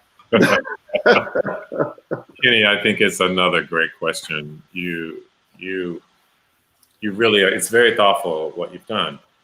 I would say, first of all, he does his homework. He does his homework before listen. I think it can be a bit of a mistake to think that a conservatory is necessarily better than a university, right? It has to do with what you bring and what's there that's available to you. When I finished my undergraduate, there were conservatories that were available to me, but I chose the University of Michigan because I wanted something different. I wanted more. I'd gone to a liberal arts school for my undergraduate, and I loved the fact that now I've recorded songs in Taiwanese. I'm working on songs in Japanese. Russian. We all sing Italian, French, German, Russian, Spanish. I'm not saying it like that's nothing, but we all do that.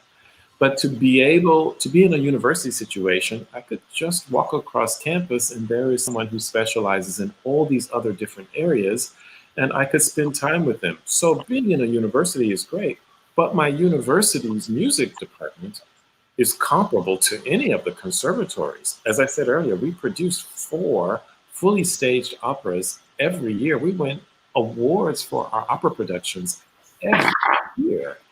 And the piano department, the string department, it's a strong institution. I love being at the University of Houston. It would be a lot. It would take a lot to get me to leave. Obviously, I've had offers to go to other places. It would take a lot to get me to leave this situation because I am surrounded by everything that I need. Interesting. That information is not readily available to most students. You coming out of high school, what's the best?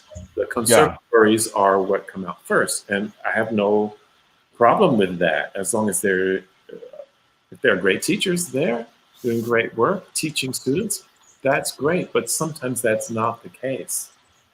So I'm glad I think it's a great question that you asked. And personally, I don't feel a need to leave the university to go to a conservatory. I feel like I can accomplish great things within the university system. Who's next? Who want to take it?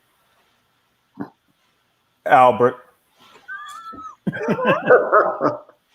So I personally, 2 of my 3 degrees are from state universities. And I had 3 incredible years in between at Juilliard. And here is what I will say. I think institutions that have and want to have a diverse student body should want to also give their student body a diversity that reflects itself. And so without that diversity in every area of your program, there are potentially some things missing. And it's also about diversity of experience. And I think one of the dangers at the more elite schools, Carl, you mentioned earlier talking about the pipeline. We often talk about this idea of where's the pipeline? And it's like, why aren't you all creating that pipeline if that's what you really want? So I will say this, the 3 years at Juilliard were incredible years in New York City. There was not anyone Black that I can remember on the vocal arts faculty. There were other Black people in the building that were jazz. There was no jazz program when I finished. The jazz program started right after I left. Gotcha. But there were people in other departments and other areas of the building. But I will say this, I valued my connection to the other Black singers in the program because there were so many things when I showed up that I was from outside of the pedigree. I was outside of the bubble. I wasn't coming from any of the who's who schools or who's teachers. And so I was really lost. And so I can't tell you how important it was to have people around. Like I was in school with Shannon Devine. I was in school with Noah Stewart. I was in school with Mackenzie Simpson Hoffman. I was in school with Audrey Dubois, like Kevin Thompson, like all of my colleagues there. We were in different programs, in different levels, and different stages of our lives. But that the ability to be able to talk to them about their experiences and how they were navigating things was really important. And I can only say how valuable it would have been to be able to go to a faculty member and say, even though whether I studied with the person or not, or coached with the person or not, to be able to say, I just dealt with this and I'm not really sure, and to be validated and to feel heard and to feel seen. And because though the conservatory life for a student is extremely, extremely difficult, especially in New York City, Lincoln Center, you're in a fishbowl, and you have expectations of the institution. The institution has expectations of you, and no one gives you a clear path toward meeting those expectations, and no one necessarily helps you look at you and see the beauty in what you bring to the table all by itself. Beyond all of these languages, beyond all of this repertoire, who are you? And spaces to be able to nurture that often, not always, but often come from people who look like you and you may have had a journey similar to you. I will also say my colleagues in the other students in the dance and the theater program, like that, those were my family for those 3 years. We got through together, because there were just situations that came up, that were not, that were challenging, and Yeah. go to people who you knew understood some of it, and get through it. We got on the subway and went to Brooklyn together to go to church because we just wanted church, and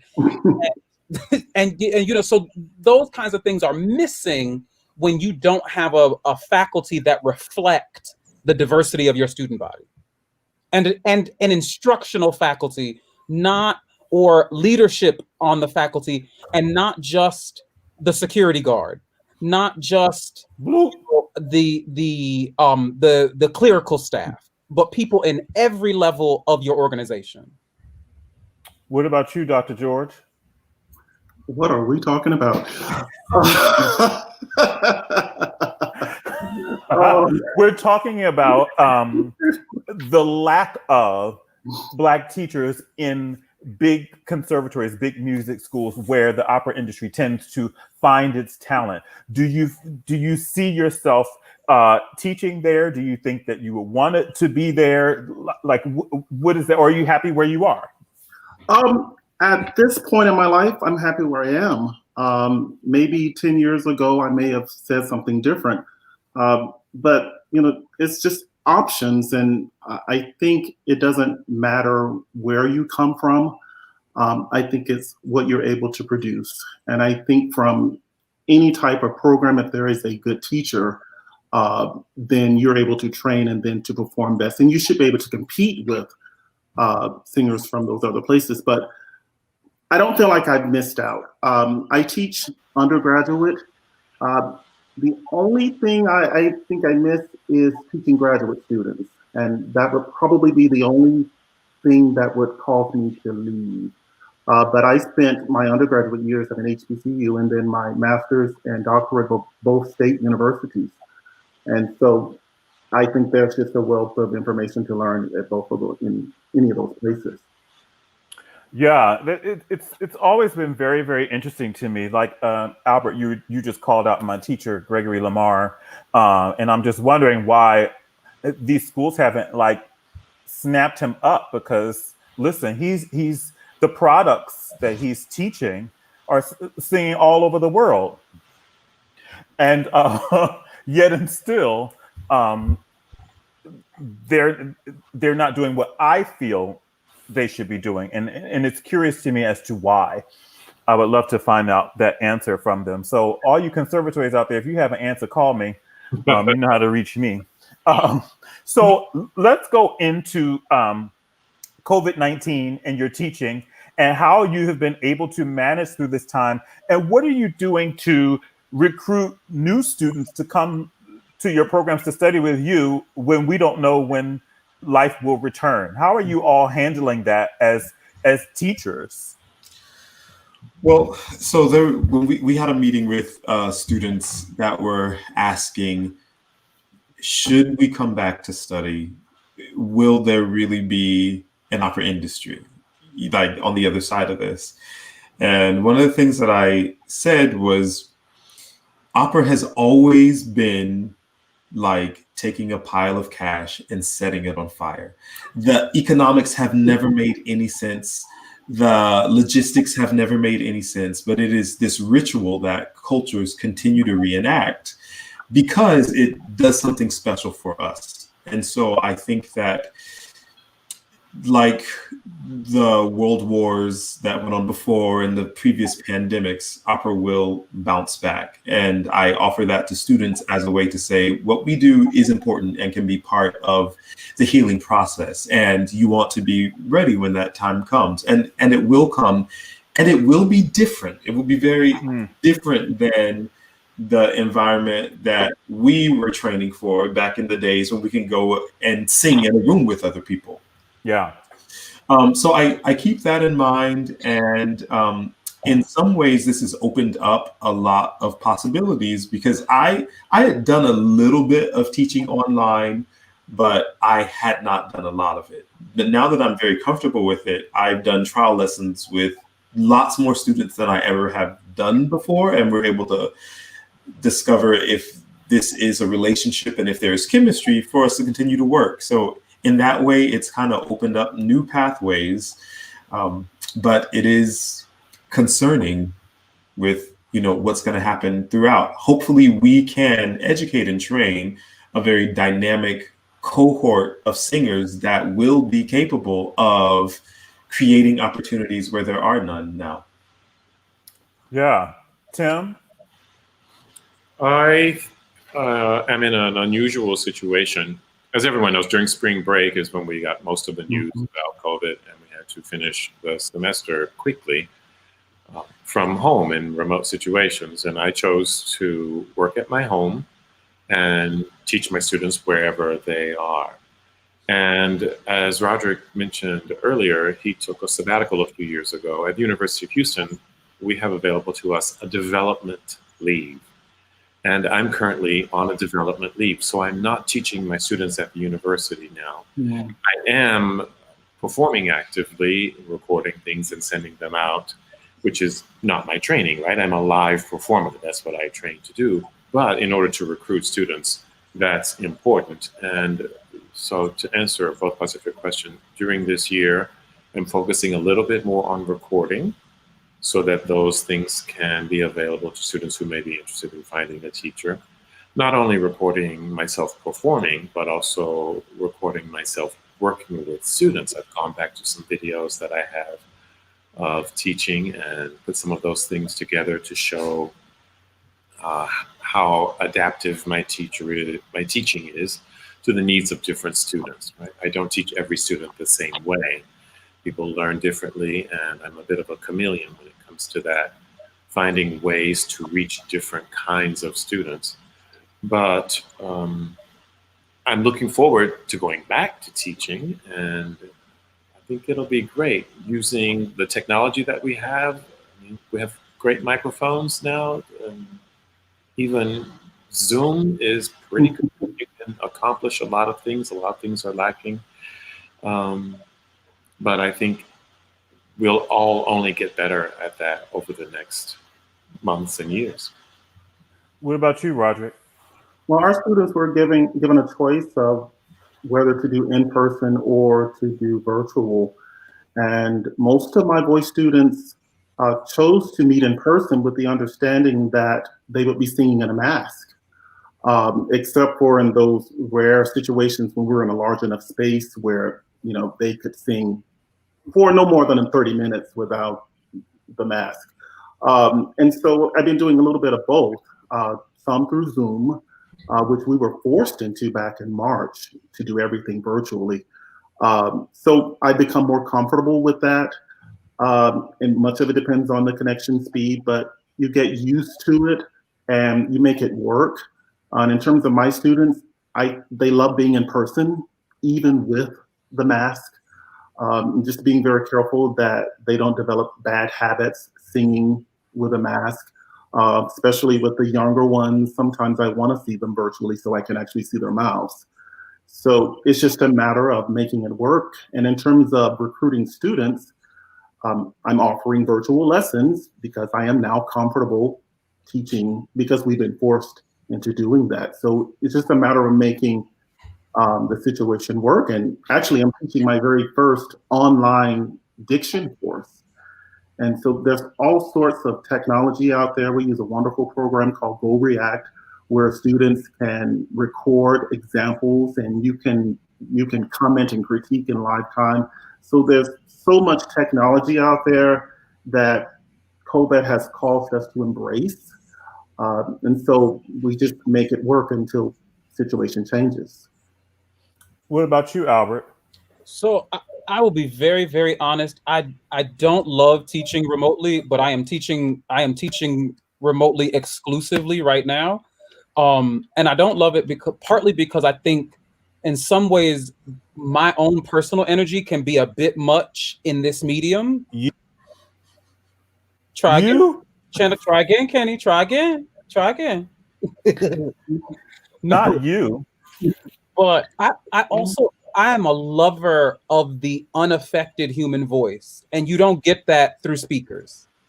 I adore hearing the human voice. And so, but what I have been doing is I've been teaching via Zoom, and because we are a state school and most of our students come from this state or Northern California, what I do is I reach out to high school teachers where we do most of our recruiting, and I will have the teacher offer to their stronger students who are serious an opportunity to have a Zoom lesson. And I'll be honest with you, the recruiting process has actually been better this way than it was in other ways, because you find out much more about a student in a trial lesson than you do in an audition. Because you find out so much more, and they find out more. And so the students in the state who might look on the website and see me and not be interested in studying with me may, after having a trial lesson because their high school teacher said, hey, this is an opportunity, and working with me, may be have been much more inclined to make application to the university. So in that regard, I think the recruiting aspect, it will permanently change how I do recruiting. I think, but there will never be a replacement for being in a room, hearing a voice, and as Roderick said, I am a very visual teacher. I am watching your jaw. I'm watching your tongue. For men where the larynx is visible, I am watching what is going on there. And so with the mask on, it becomes, you're hearing a distorted sound because there's a mask, and you're not seeing the mouth.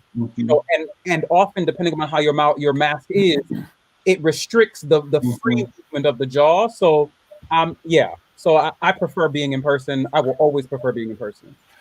Listen, I sang in a mask at a funeral 2 weeks ago, and I was pushing, and I was like, what is happening? Get this thing off of me. It was awful. I hated every second of it. But anyway, well, I have kept you gentlemen here for over 2 hours now, and I have finally some rapid fire questions that will help our audience get to know you all a little bit more personally before we go. But before we go, next week, y'all, we're going to be at a special time because the panel next week, I have to accommodate for a diva in Houston, Texas, which is a different time zone than me, and then another diva who's in Munich, Germany, which is a crazy different time zone. So we're going to work out a different time, but it's still going to be on Monday. But we are going to be celebrating Black musical legacy as it pertains to the great city of Philadelphia. And my great friends and panelists are not only great Philadelphians, but we all went to the same high school. And that is Karen Slack, Izakiah Savage, Leah Hawkins, Shannon Devine, and myself. So join us next week as we journey through Black operatic legacy in Philadelphia and celebrate the Philadelphia High School for Creative and Performing Arts, which gave us all our start. So we're so looking forward to that. But stay tuned for the time change. It'll either be at 4 p.m. Eastern or 5 p.m. Eastern, but stay tuned for that. So, all right, gentlemen, rapid fire. This is the order I want you to answer in. Tim, Albert, Carl, Roderick. What is your favorite and least favorite word? Don't think too long. My favorite word is issues. And my least favorite word is bloomers.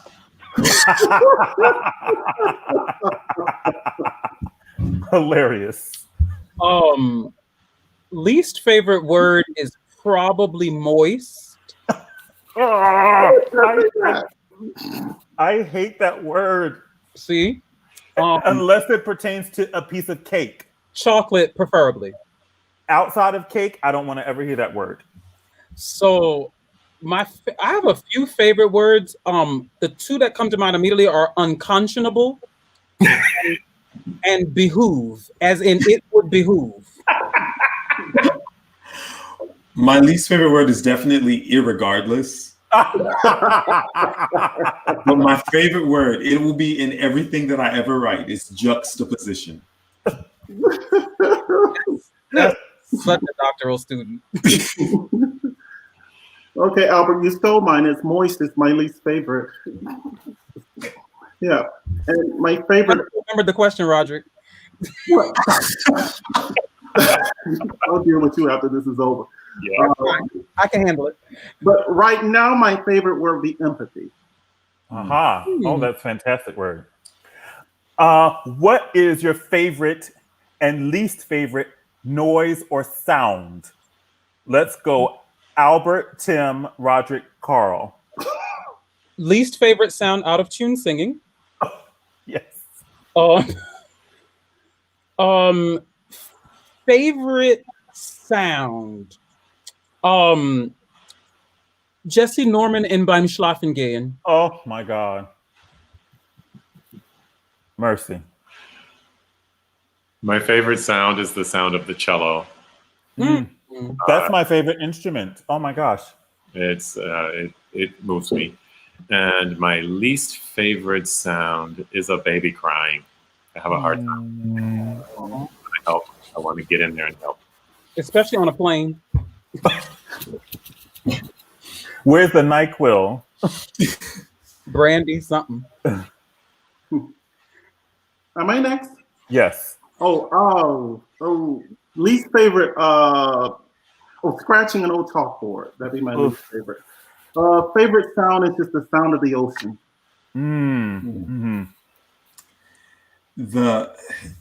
Somebody with long nails scratching their thigh through jeans absolutely drives me crazy. Just the sound of nails on jeans, just it destroys. I have never thought of that, Carl. Wow. Different. Okay. And I love the sound of family and just those voices and that idea that home can also be a vibration. I love that. Yeah. Interesting. So let's go Tim, Roderick, Carl, Albert. What is or was your favorite subject in school and least favorite subject in school? My favorite subject in school was not music, but rather mathematics. It was always my favorite.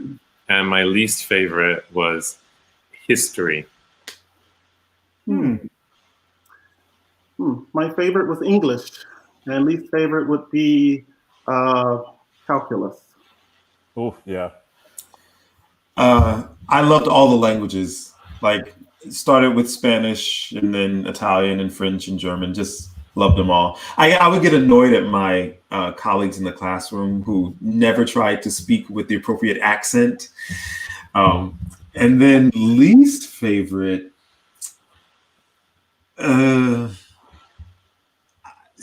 Okay, I got a B in chemistry in 10th grade, and that was a crisis for me. Wow. A B? Listen, science was always my worst subject. Chemistry, biology, all the ologies. I'm done. So to answer this honestly, it's kind of evolved because I think when I was younger, just starting out, I was very much a math and science person and hated English and history. And as I moved through, by the time I got to senior year in high school, in AP calculus, that was the end. It was over. Like the math and science thing was over. And once I got past undergrad, history and literature became a huge deal for me. So like actually sitting right next to me is I'm reading this book by Eddie Glaude, Begin Again. It's on James Baldwin. So history and literature is everything to me now. But that's all through the guise of singing. I became interested in literature through singing. So it's all. Okay. The next one is in regards to travel. Where is the favorite place that you have been, and where is the place that you want to go that you have never been? Carl, Albert, Roderick, Tim. So me and Bay want to go to Bali, and that is the big trip, hopefully soon once the world reopens. The most beautiful city I've ever seen is Edinburgh.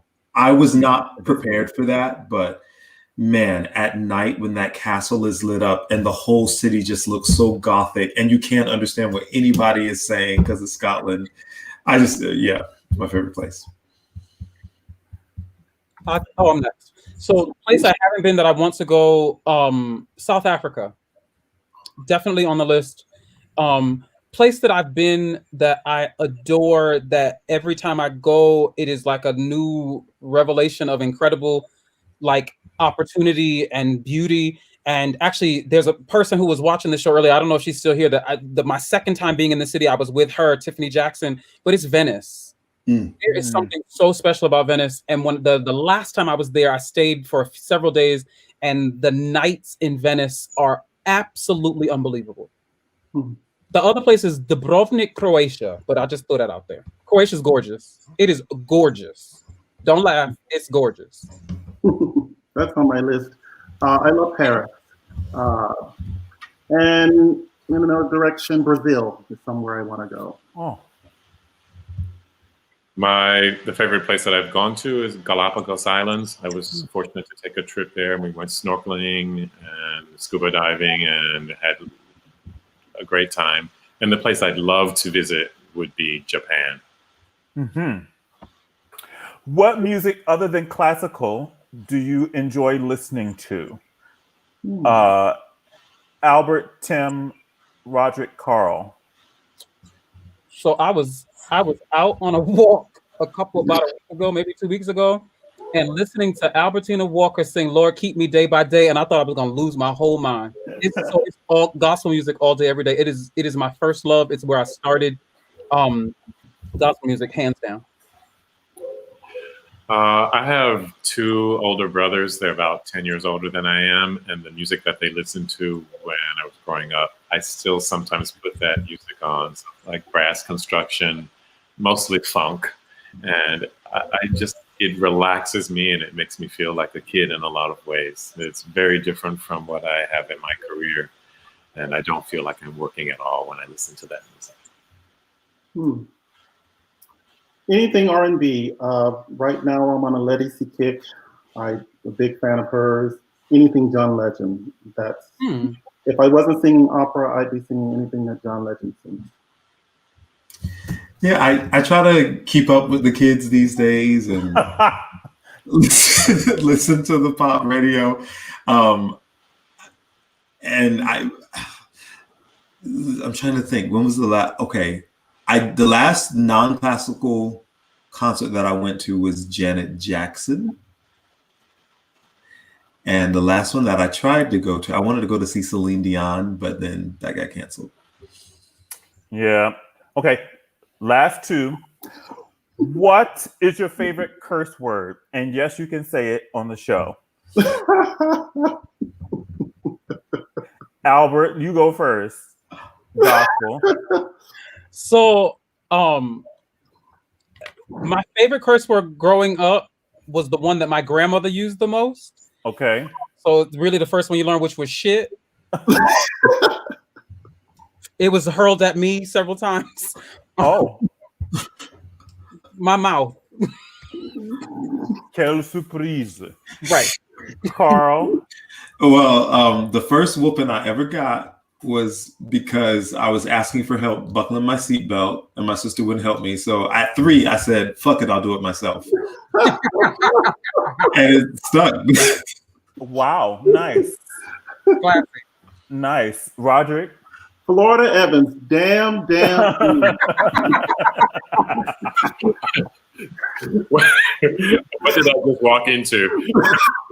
Tim, what's your favorite curse word? And I know you use them. Oh, well, I don't really use profanity much, but I think if I do, my favorite is just shit. Okay. I think it's the way it's shit. You gotta say it the right way. So 2 shits, a fuck, and a damn. I love it. Okay, so last question. If heaven exists, what would you like to hear God say when you approach the pearly gates? Excuse me. Well done. Well done. Absolutely done. Finished. Yeah, I'm a fan of well done, servant. Well, Nice work. Good job. Well done. I really got you good, didn't I? You are nuts. Absolutely nuts. That is I good. adore you. I got you good. Mercy, mercy, God. Uh-oh. Well, gentlemen, I just want to thank you all so much for joining me on Black Opera Live and sharing your stories and your journeys and your expertise and your beautiful, beautiful artistry.